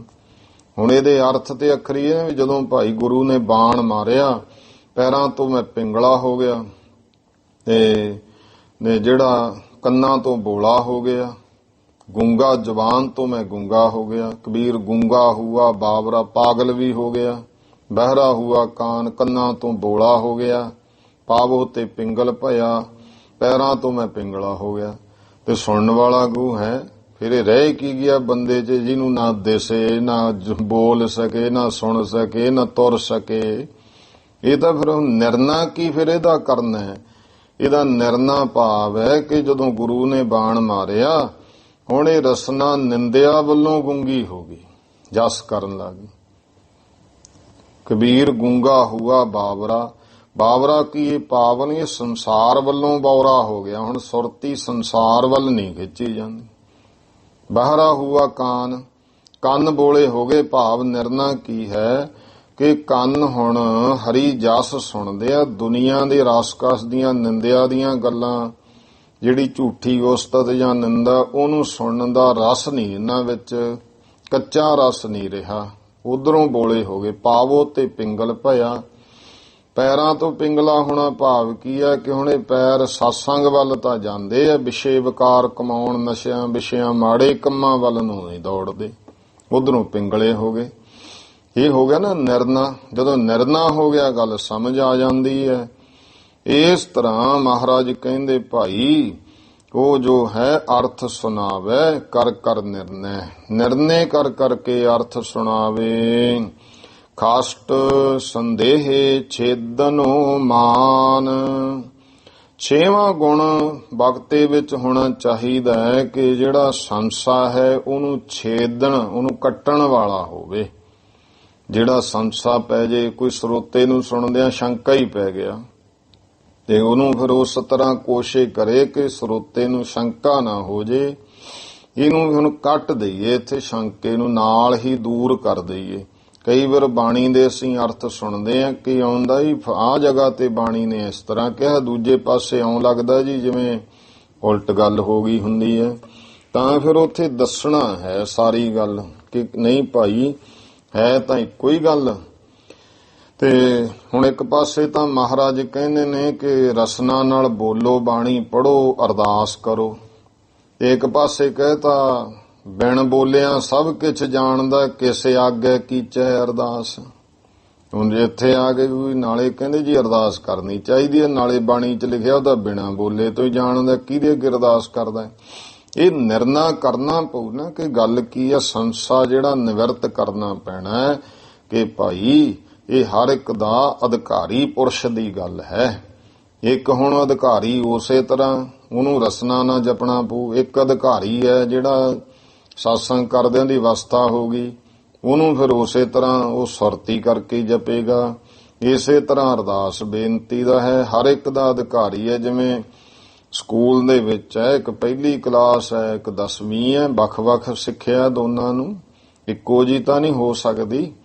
ਇਸ ਕਰਕੇ ਇਹ ਹੁਣ ਜਿਵੇਂ ਨਿਰਣੇ ਹੋ ਜਾਂਦੇ ਨੇ ਨਾ ਵੀ ਮਹਾਰਾਜ ਤੀਜੇ ਪਾਤਸ਼ਾਹ ਕੋਲੇ ਆਇਆ ਸੀ ਉਹ ਲੰਗੜਾ ਸਿੱਖ, ਜਦੋਂ ਉਹਨੂੰ ਤਲਵੰਡੀ ਨਗਰ ਇਸ ਤਰ੍ਹਾਂ ਦਾ ਉਧਰ, ਤੇ ਉਹ ਚੌਧਰੀ ਨੇ ਕਹਿਤਾ ਵੀ ਐਵੇਂ ਰੋਜ਼ ਜਾਣਾ ਦਹੀਂ ਲੈ ਕੇ, ਤੇਰੀ ਲੱਤ ਤਾਂ ਠੀਕ ਨਹੀਂ ਕੀਤੀ। ਜਦੋਂ ਗੁਰੂ ਅਮਰਦਾਸ ਮਹਾਰਾਜ ਕੋਲੇ ਗਿਆ ਉਹ ਕਹਿੰਦੇ ਵੀ ਉਹ ਇੱਥੇ ਜਿਹੜਾ ਫਲਾਣਾ ਫਕੀਰ ਹੈ ਨਾ ਐਂ ਕਰ ਉਹਦੇ ਕੋਲੇ ਚਲਿਆ ਚੱਲ, ਅਸੀਂ ਤਾਂ ਹੁਣ ਤੱਕ ਧਿਆਨ ਹੀ ਨਹੀਂ ਸੀ ਦਿੱਤਾ। ਕੋਈ ਇਹ ਗੱਲ ਕਹੇ ਵੀ ਗੁਰੂ ਸਮਰੱਥ ਹੈ ਤੇ ਤੋਰਿਆ ਫਕੀਰ ਵੱਲ ਨੂੰ ਕਿ ਫਲਾਣੇ ਕੋਲੇ ਚਲਿਆ ਜਾ, ਉਹ ਤੇਰੀ ਲੱਤ ਠੀਕ ਕਰ ਦੂ। ਇਹ ਕੀ ਗੱਲ ਹੋ ਗਈ? ਗੁਰੂ ਵੱਲ ਨੂੰ ਤੋਰਨਾ ਸਿੱਖਾਂ ਨੇ ਤੇ ਮਹਾਰਾਜ ਸਿੱਖ ਕੋਲ ਨੂੰ ਤੋਰੀ ਜਾਂਦੇ ਆ ਕਿ ਉਹ ਫਲਾਣੇ ਫਕੀਰ ਕੋਲ ਜਾ। ਉਹਦਾ ਹੁਣ ਭਾਵ ਕੀ ਹੈ? ਕਈ ਵਾਰ ਸ਼ੰਕਾ ਹੋ ਜਾਂਦਾ ਇਹ ਕਿਉਂ ਬਈ, ਇਹ ਤਾਂ ਲੱਗਦਾ ਜੀ ਗਲਤ ਹੈ ਇਤਿਹਾਸ ਦੀ ਗੱਲ। ਨਹੀਂ, ਗਲਤ ਨਹੀਂ ਭਾਈ। ਅਸਲ ਵਿੱਚ ਉਹ ਗੱਲ ਸੀ ਬਹੁਤ ਪ੍ਰਾਇਮਰੀ ਦੀ। ਲੱਤ ਲੁੱਤ ਠੀਕ ਕਰਨੀ ਇਹ ਜੀਆਂ ਤਾਂ ਇਹ ਗੱਲਾਂ ਤਾਂ ਜਿਹੜੀਆਂ ਨੇ ਸਿੱਖਾਂ ਦੇ ਹੋ ਜਾਂਦੇ। ਤੇ ਮਹਾਰਾਜ ਹੁਣ ਜਿਵੇਂ ਗੁਰੂ ਮਹਾਰਾਜ ਕੋਲੋਂ ਮਾਤਾ ਗੰਗਾ ਜੀ ਨੇ ਕਿਹਾ ਪੁੱਤਰ, ਮਹਾਰਾਜ ਕਹਿੰਦੇ ਬਾਬਾ ਬੁੱਢਾ ਜੀ ਨੂੰ ਕਹਿ ਦੇ। ਸਤਿਗੁਰੂ ਪਾਤਸ਼ਾਹ ਦੀ ਮੌਜ ਹੈ ਨਾ। ਭਾਵ ਕੀ ਹੈ ਵੀ ਕੋਈ ਸੀ ਤਾਂ ਤੀਜੀ ਚੌਥੀ ਦਾ ਵਿਦਿਆਰਥੀ, ਉਹ ਚਲਿਆ ਗਿਆ ਪਲੱਸ 2 ਪੜ੍ਹਾਉਣ ਵਾਲੇ ਕੋਲੇ, 10ਵੀਂ 11ਵੀਂ ਪੜ੍ਹਾਉਣ ਵਾਲੇ ਮਾਸਟਰ ਕੋਲੇ ਜੀ ਆ ਪੜ੍ਹਾਓ। ਕਹਿੰਦੇ ਭਾਈ ਤੂੰ ਹੋ ਐਂ ਕਰੋ, ਉਹ ਟੀਚਰ ਬੈਠਾ ਉਹਦੇ ਕੋਲੇ ਜਾ ਵੜਾ। ਉਹ ਜਿਹੜਾ ਪ੍ਰਾਇਮਰੀ 'ਚ ਪੜ੍ਹਾਉਂਦਾ ਨਾ, ਤੂੰ ਪਹਿਲੀ ਵਾਲਾ ਆ ਜੇ, ਤੂੰ ਉਹਦੇ ਕੋਲੇ ਜਾ ਤੇ ਤੈਨੂੰ ਉਹ ਦੱਸ ਦੂ। ਹੁਣ ਇਹਦਾ ਭਾਵ ਇਹ ਨਹੀਂ ਕਿ ਜਿਹੜਾ 10ਵੀਂ 11ਵੀਂ ਨੂੰ ਪੜ੍ਹਾਉਂਦਾ ਨੂੰ ਆਉਂਦਾ ਨਹੀਂ। ਉਹ ਕਹਿੰਦਾ ਮੇਰੀ ਡਿਊਟੀ ਆ ਜਿਹੜੀ ਉਹ ਉਸ ਤਰ੍ਹਾਂ ਦੇ ਅਧਿਕਾਰੀ ਬੱਚਿਆਂ ਨੂੰ ਪੜ੍ਹਾਉਣ ਵਾਲੀ ਆ ਜਿਹੜੀ ਤੂੰ ਜਿਸ ਗੱਲ ਦਾ ਅਧਿਕਾਰੀ ਆ, ਤੈਨੂੰ ਪੜ੍ਹਾਉਣ ਵਾਲੀ ਡਿਊਟੀ ਉਹਦੀ ਆ। ਤੂੰ ਉਹਦੇ ਕੋਲੇ ਜਾ ਵੜਾ, ਇਹ ਗੱਲ ਤੇਰੀ ਉੱਥੋਂ ਹੀ ਠੀਕ ਹੋ ਜਾਣੀ। ਇਸ ਕਰਕੇ ਇਹ ਜਿਹੜਾ ਹੈ ਸੰਸ਼ੇ ਨੂੰ 6ਵਾਂ ਗੁਣ ਹੈ ਕਿ ਸੰਸ਼ਿਆਂ ਨੂੰ ਕੱਟਣ ਵਾਲਾ ਹੋਵੇ। ਪ੍ਰਸ਼ਨ ਕਰੈ ਉੱਤਰ ਦੇ ਜਾਨ। ਤੇ ਸਰੋਤਾ ਜੇ ਕੋਈ ਪ੍ਰਸ਼ਨ ਕਰੇ ਉਹਦਾ ਉੱਤਰ ਦੇਣਾ ਜਾਣਦਾ ਹੋਵੇ। ਜਥਾ ਸ਼ਬਦ ਕੋ ਆਸੇ ਹੈ। ਫਿਰ ਜਿਸ ਤਰ੍ਹਾਂ ਦਾ ਸ਼ਬਦ ਦਾ ਆਸਾ ਭਾਵ ਹੈ ਕਿ ਸ਼ਬਦ ਦੇ ਵਿੱਚ ਭਾਵ ਕੀ ਹੈ, ਗੁਰੂ ਮਹਾਰਾਜ ਕਹਿਣਾ ਕੀ ਚਾਹੁੰਦੇ ਹੈ, ਉਸ ਤਰ੍ਹਾਂ ਦਾ ਜੋ ਆਸ਼ੇ ਦੇ ਮੁਤਾਬਕ ਤਥਾ ਪ੍ਰਮਾਨ ਸੋ ਸਾਖੀ ਕਹੈ। ਉਸੇ ਤਰ੍ਹਾਂ ਸਾਖੀ ਤੇ ਪ੍ਰਮਾਣ, ਉਸ ਤਰ੍ਹਾਂ ਦੇ ਬਾਣੀ ਦੇ ਨਾਲ ਪ੍ਰਮਾਣ ਲਾਉਣੇ, ਉਸ ਤਰ੍ਹਾਂ ਦੀ ਸਾਖੀ ਕੋਈ ਇਤਿਹਾਸ ਦੀ ਕਹਿਣੀ ਹੈ। ਜੈਸੇ ਬੁੱਧ ਮਹਿ ਸਰੋਤਾ ਜਾਣੈ। ਜਿਸ ਤਰ੍ਹਾਂ ਦੀ ਭਾਈ ਕੋਈ ਬੁੱਧੀ ਦੇ ਵਿੱਚ ਸਰੋਤੇ ਨੂੰ ਜਾਣਕਾਰੀ ਹੋ ਜੇ, ਭਾਵ ਜੋ ਸਰੋਤਾ ਜਾਣ ਲਵੇ ਉਸ ਗੱਲ ਨੂੰ, ਉਸ ਤਰ੍ਹਾਂ ਦੀ ਗੱਲ ਤਿਸੀ ਪ੍ਰਕਾਰ ਦ੍ਰਿਸ਼ਟਾਂਤ ਬਖਾਨੈ। ਉਸ ਤਰ੍ਹਾਂ ਦਾ ਮਹਾਰਾਜ ਕਹਿੰਦੇ ਦ੍ਰਿਸ਼ਟਾਂਤ, ਕੋਈ ਪ੍ਰਮਾਣ ਦ੍ਰਿਸ਼ਟਾਂਤ ਉਦਾਹਰਨ ਦੇ ਕੇ ਬਖਿਆਨ ਕਰੇ।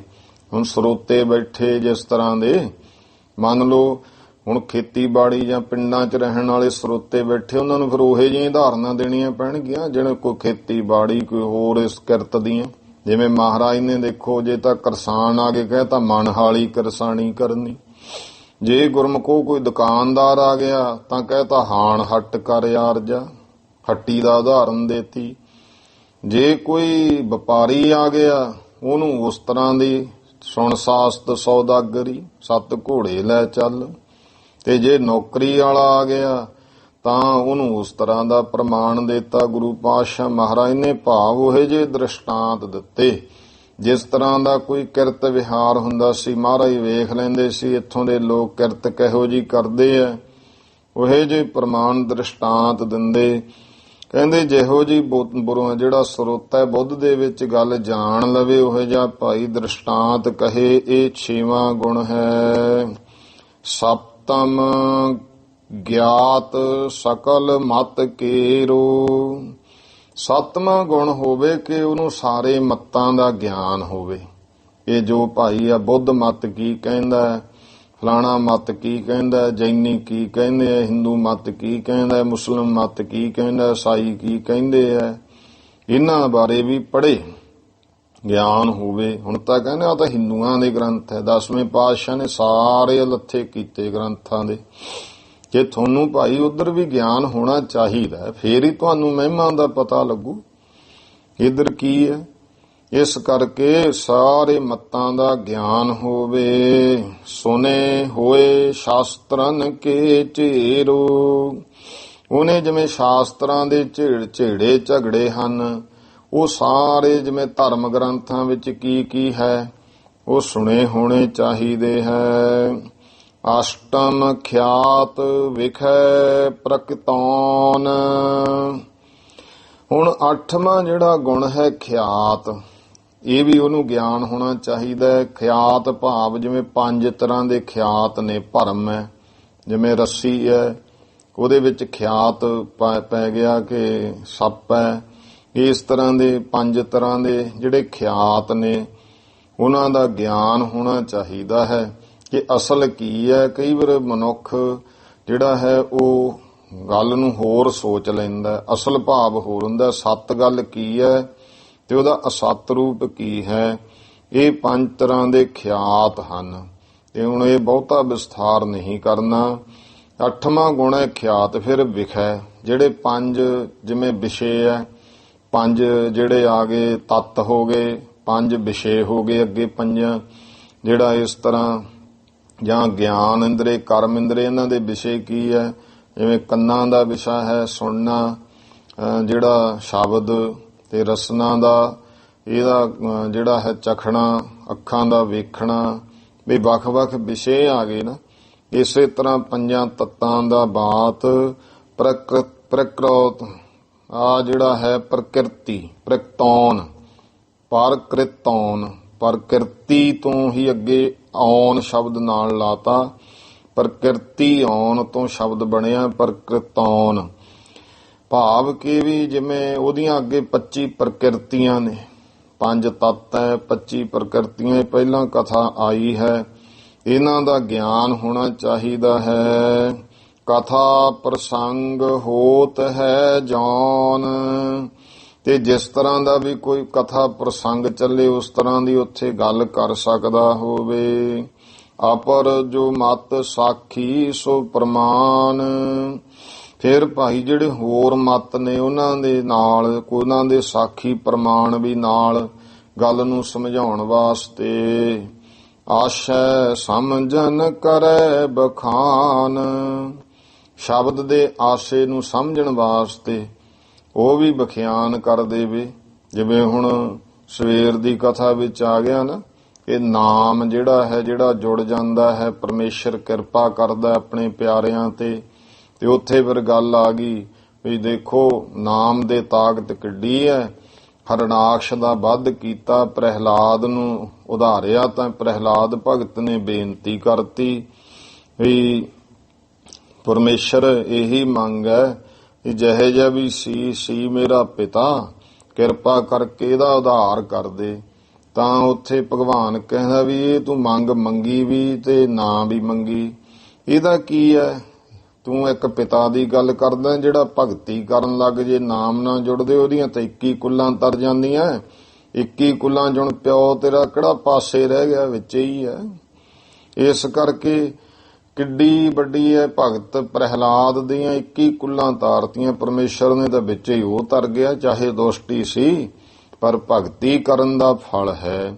ਹੁਣ ਇੱਥੇ ਇਹ ਜਿਹੜੇ ਹੈ ਦੇਤੇ ਪ੍ਰਮਾਣ ਕਿ ਭਾਈ ਜਿਹੜਾ ਕਥਾ ਦੇ ਵਿੱਚ ਹੈ, ਪਰ ਜੋ ਮਤ ਸਾਖੀ ਸੋ ਪ੍ਰਮਾਣ ਆਸ਼ੈ ਸਮਝਨ ਕਰੈ ਬਖਾਨ। ਹੁਣ ਸ਼ਬਦ ਦੇ ਆਸੇ ਨੂੰ ਸਮਝਣਾ ਤੇ ਬਖਿਆਨ ਕਰਤਾ ਨਾਵਮ ਅਵਿੰਗ ਜੋ ਸੁਧਾ ਬੈਸੇ। 9ਵਾਂ ਗੁਣ ਬਖਤੇ ਦਾ ਅਵਿੰਗ, ਵਿੰਗਾ ਜਿਹਾ ਹੋ ਕੇ ਨਾ ਬੈਠੇ, ਸਿੱਧਾ ਸਾਵਧਾਨਤਾ ਨਾਲ ਗੁਰੂ ਦੀ ਹਜ਼ੂਰੀ ਵਿੱਚ ਬੈਠਣਾ ਹੈ। ਮਨ ਭੀ ਸਰਲ ਰੱਖੈ ਵਿਦ ਤੈਸੇ, ਤੇ ਮਨ ਨੂੰ ਵੀ ਉਸੇ ਤਰ੍ਹਾਂ ਸਰਲ ਰੱਖਣਾ। ਮਨ ਦੇ ਵਿੱਚ ਵੀ ਕੋਈ ਚਲਾਕੀਆਂ ਜਿਹੀਆਂ ਨਹੀਂ ਕਰਨੀਆਂ ਹਨ। ਦਸਮੋ ਜਨ ਰੰਜਨ ਪਹਿਚਾਨੈ। 10ਵਾਂ ਗੁਣ ਬਖਤੇ ਦਾ ਇਹ ਹੈ ਕਿ ਸੰਗਤਾਂ ਦੀ ਪ੍ਰਸੰਨਤਾ ਨੂੰ ਪਹਿਚਾਣੇ ਕਿ ਕਿਸ ਤਰ੍ਹਾਂ ਦਾ ਇੱਥੇ ਕੀ ਸੁਣਨਾ ਚਾਹੁੰਦੇ ਹੈ, ਕੀ ਇਹ ਗੱਲ ਹੈ, ਕਿਹਦੇ ਨਾਲ ਇਹ ਸੰਗਤ ਪ੍ਰਸੰਨ ਹੋਊ, ਗੁਰੂ ਮਹਾਰਾਜ ਦੇ ਦਰ ਘਰ ਨਾਲ ਜੁੜੇਗੀ। ਜਿਉਂ ਜਿਉਂ ਸਰੋਤਾ ਸੁਨਹਿ ਸੋ ਕਾਨੈ। ਤਾਂ ਤੇ ਫਿਰ ਭਾਈ ਜਿਵੇਂ ਜਿਵੇਂ ਸਰੋਤਾ ਉਹ ਕੰਨੀ ਬਾਤ ਗੱਲ ਸੁਣੇਗਾ, ਤਿਉਂ ਤਿਉਂ ਰੰਗ ਪ੍ਰੀਤ ਕੋ ਚਰੈ। ਤਿਉਂ ਤਿਉਂ ਭਾਈ ਪ੍ਰੇਮ ਦਾ ਰੰਗ, ਪ੍ਰੀਤੀ ਦਾ ਰੰਗ, ਜਿਹੜਾ ਭਾਵ ਪ੍ਰੇਮ ਹੈ, ਉਹ ਸਰੋਤੇ ਨੂੰ ਚੜੇਗਾ। ਏਮ ਕਹਿ ਸਰਬ ਸਭਾ ਬਸ ਕਰੈ। ਇਸ ਤਰ੍ਹਾਂ ਦੀ ਵਿਚਾਰ ਕਰਨੀ, ਉਹ ਪ੍ਰੇਮ ਨਾਲ ਉਪਦੇਸ਼ ਦੇਣਾ ਕਿ ਪ੍ਰੀਤ ਹੋਵੇ ਗੁਰੂ ਚਰਨਾਂ 'ਚ। ਐਵੇਂ ਤਰਕਾਂ ਜੀਆਂ ਨਹੀਂ ਮਾਰੀ ਜਾਣੀਆਂ, ਉਹ ਵੱਖਰੀ ਵਿਚਾਰ ਹੋ ਜਾਂਦੀ ਹੈ। ਲੇਕਿਨ ਸੰਗਤ ਵਿੱਚ ਇਹੋ ਜੀ ਕਥਾ ਵਿਚਾਰ ਹੋਵੇ ਕਿ ਸੰਗਤ ਅੰਦਰ ਸ਼ਰਧਾ ਤੇ ਪ੍ਰੇਮ ਵਧੇ ਸਤਿਗੁਰ ਦੇ ਚਰਨਾਂ ਨਾਲ। ਇਸ ਤਰ੍ਹਾਂ ਕਹਿ ਕੇ ਸਭਾ ਨੂੰ ਬਸ ਵਿੱਚ ਕਰਨਾ ਹੈ, ਭਾਵ ਜਿਹੜੇ ਸੰਗਤ ਹੈ ਉਹ ਪ੍ਰਭਾਵਿਤ ਹੋਵੇ। ਦ੍ਰਿਸ਼ਟੀ ਸਭ ਪਰ ਇਕਦ ਸਮਾਨ। ਫਿਰ ਅੱਗੇ ਹੈ ਜਿਹੜਾ 11ਵਾਂ ਭਾਵ, ਵੀ ਸਾਰਿਆਂ ਦੇ ਉੱਤੇ ਜਿਹੜੀ ਦ੍ਰਿਸ਼ਟੀ ਹੈ। 10ਵਾਂ ਤਾਂ ਸੀ ਦਸਮੋ ਜਨ ਰੰਜਨ ਪਹਿਚਾਨੈ। 11ਵਾਂ ਸਾਰਿਆਂ ਦੇ ਉੱਤੇ ਇੱਕ ਸਮਾਨ ਦ੍ਰਿਸ਼ਟੀ ਰੱਖਣੀ ਹੈ। ਸਰੋਤਾ ਸਕਲ ਸਮੁਖ ਸਾਵਧਾਨ, ਜਿਹਦੇ ਨਾਲ ਸਾਰੇ ਸਰੋਤੇ ਸਾਹਮਣੇ ਸਾਵਧਾਨ ਰਹਿਣ। ਸਰਵਨ ਬਿਲੋਚਨ ਨਿਜ ਦਿਸ ਕਰੈ। ਇਸ ਤਰ੍ਹਾਂ ਸਾਰਿਆਂ ਨਾਲ ਸਾਵਧਾਨਤਾ ਧਿਆਨ ਰੱਖਣਾ ਕਿ ਜਿਹੜਾ ਸਰੋਤਾ ਉਹ ਕੰਨ ਵੀ ਤੇ ਅੱਖਾਂ ਵੀ ਆਪਣੇ ਵੱਲ ਨੂੰ ਕਰ ਲਏ, ਭਾਵ ਵਕਤੇ ਵੱਲ ਨੂੰ ਹੋ ਜਾਣ। ਚਾਹੇ ਕਿ ਆਗੇ ਕਿਆ ਕਹਾਂ ਉਚਰੈ। ਤਾਂ ਕਿ ਜਿਹੜਾ ਸਰੋਤਾ ਹੈ ਉਹ ਇਉਂ ਚਾਹੇ ਹੁਣ ਅੱਗੇ ਕੀ ਦੱਸੂਗਾ, ਇਹ ਅੱਗੇ ਕੀ ਉਚਾਰੇਗਾ। ਨਾ ਹੰਕ੍ਰਿਤ ਦਵਾਦਸਮੋ ਹੋਵੇ। ਅੱਗੇ 12ਵਾਂ ਗੁਣ ਹੈ ਨਾ ਹੰਗਤਾ ਤੂੰ ਰਹਿਤ ਹੋਵੇ। ਦੇਹੀ ਜਿਹੜੀ ਹੈ ਅੰਦਰ ਦੇਹ ਹੰਗਤਾ ਨਾ ਹੋਵੇ, ਮੈਂ ਕੋਈ ਵਿਸ਼ੇਸ਼ ਹਾਂ ਜਾਂ ਮੈਂ ਸਪੈਸ਼ਲ ਕੋਈ ਪੂਜਿਆ ਯੋਗ ਹਾਂ। ਇਸ ਤਰ੍ਹਾਂ ਜਿਹੜੀ ਭਾਈ ਨਾ ਹੰਕ੍ਰਿਤ ਹੋਵੇ, ਹੰਗਤਾ ਤੋਂ ਰਹਿਤ ਕ੍ਰਿਤ ਜੀਵਨ। ਦਵਾਦਸਮੋ ਹੋਵੇ, ਇਹ 12ਵਾਂ ਗੁਣ ਹੋਵੇ। ਸਰਬ ਹੰਕਾਰ ਹਿਰਦੈ ਤੇ ਖੋਵੈ। ਤਾਂ ਤੇ ਸਾਰਾ ਹੰਕਾਰ ਹਿਰਦੇ ਵਿੱਚੋਂ ਦੂਰ ਕਰ ਦੇਵੇ। ਮਨ ਨੀਵਾ ਰਾਖੈ ਸਭ ਸੰਗ। ਤੇ ਮਨ ਨੂੰ ਭਾਈ ਨੀਵਾਂ ਰੱਖਣਾ ਸਭ ਤਰ੍ਹਾਂ ਕਰਕੇ, ਸਭ ਦੇ ਨਾਲ ਨਿਮਰਤਾ ਭਾਵ। ਗੁਣ ਵੱਡ ਲਖ ਨਾ ਕਿਸੇ ਚਿਤ ਭੰਗ, ਇਹ ਨਾ ਜਾਣੇ ਮੇਰੇ ਵਿੱਚ ਬਹੁਤੇ ਗੁਣ ਹਨ, ਮੈਂ ਵੱਡਾ ਗੁਣਵਾਨ ਹਾਂ, ਕਿਸੇ ਦੇ ਚਿੱਤ ਨੂੰ ਭੰਗ ਜਾਂ ਦਿਖਾਉਣਾ ਨਹੀਂ। ਹੋਏ ਧਾਰਮਿਕ ਤ੍ਰੋਦਸਮੋ ਇਹੋ, ਫਿਰ 13ਵਾਂ ਗੁਣ ਹੈ ਕਿ ਬਖਤਾ ਧਾਰਮਿਕ ਹੋਵੇ, ਧਰਮ ਦਾ ਧਾਰਨੀ ਹੋਵੇ।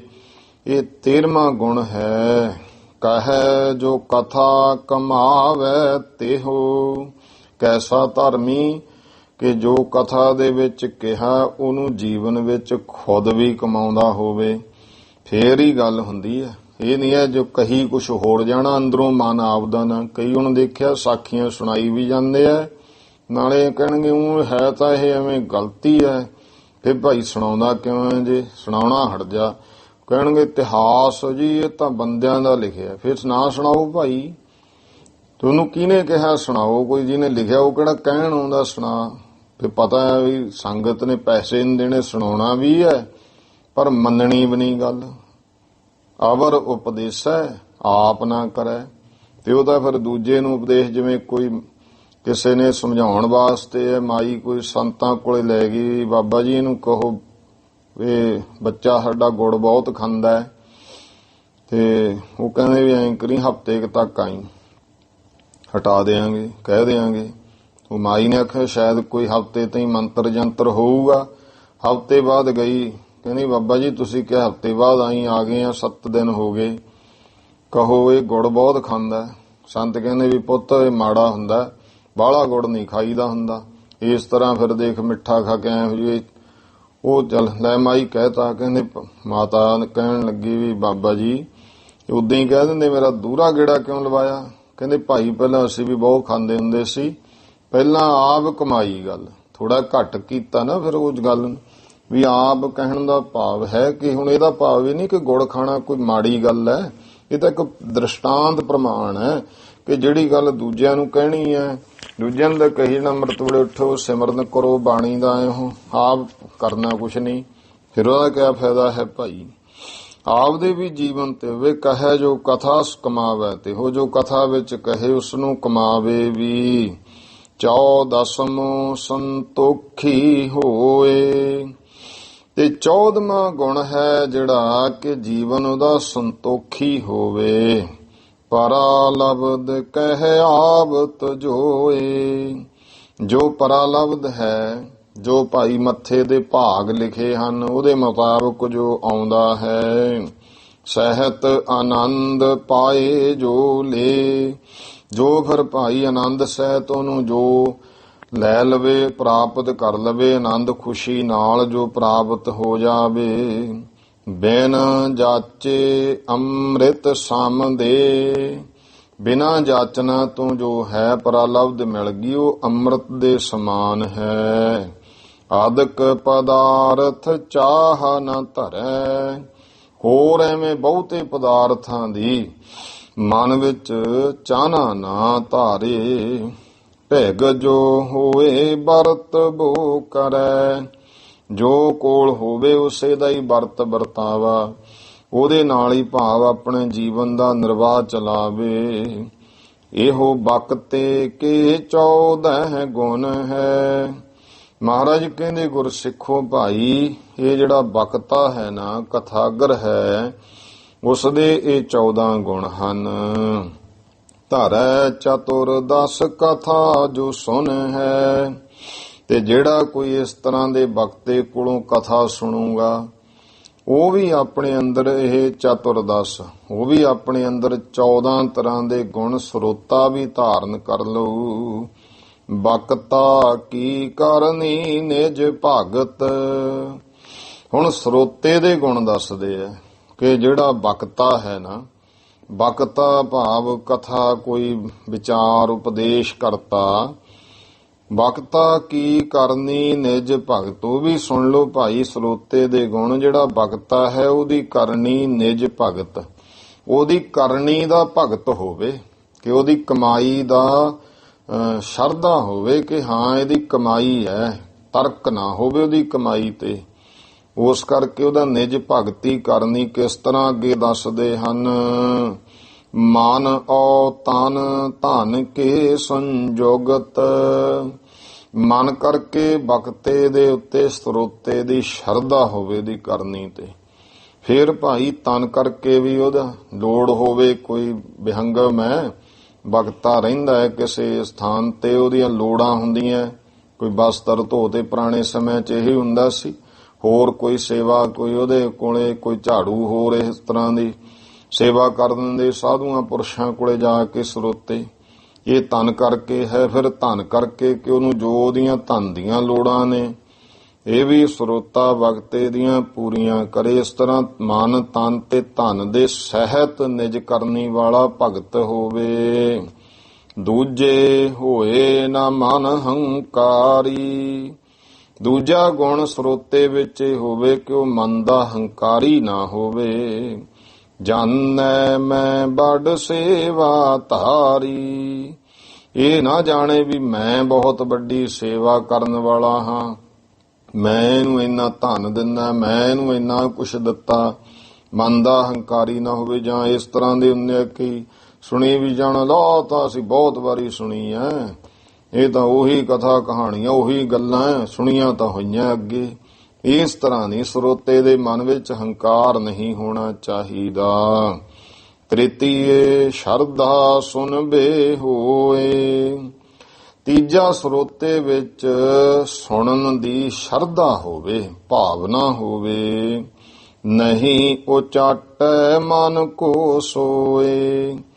ਇਸ ਕਰਕੇ ਮਨ ਨੂੰ ਭਾਈ ਸਰੋਤਾ ਉਚਾਟ ਨਾ ਕਰੇ। ਮਨ ਕਿਤੇ ਕਿਤੇ ਕਿਤੇ ਕਿਤੇ ਉਚਾਟ ਜਿਹਾ ਹੋ ਕੇ ਨਹੀਂ ਬੈਠਣਾ ਹੈ।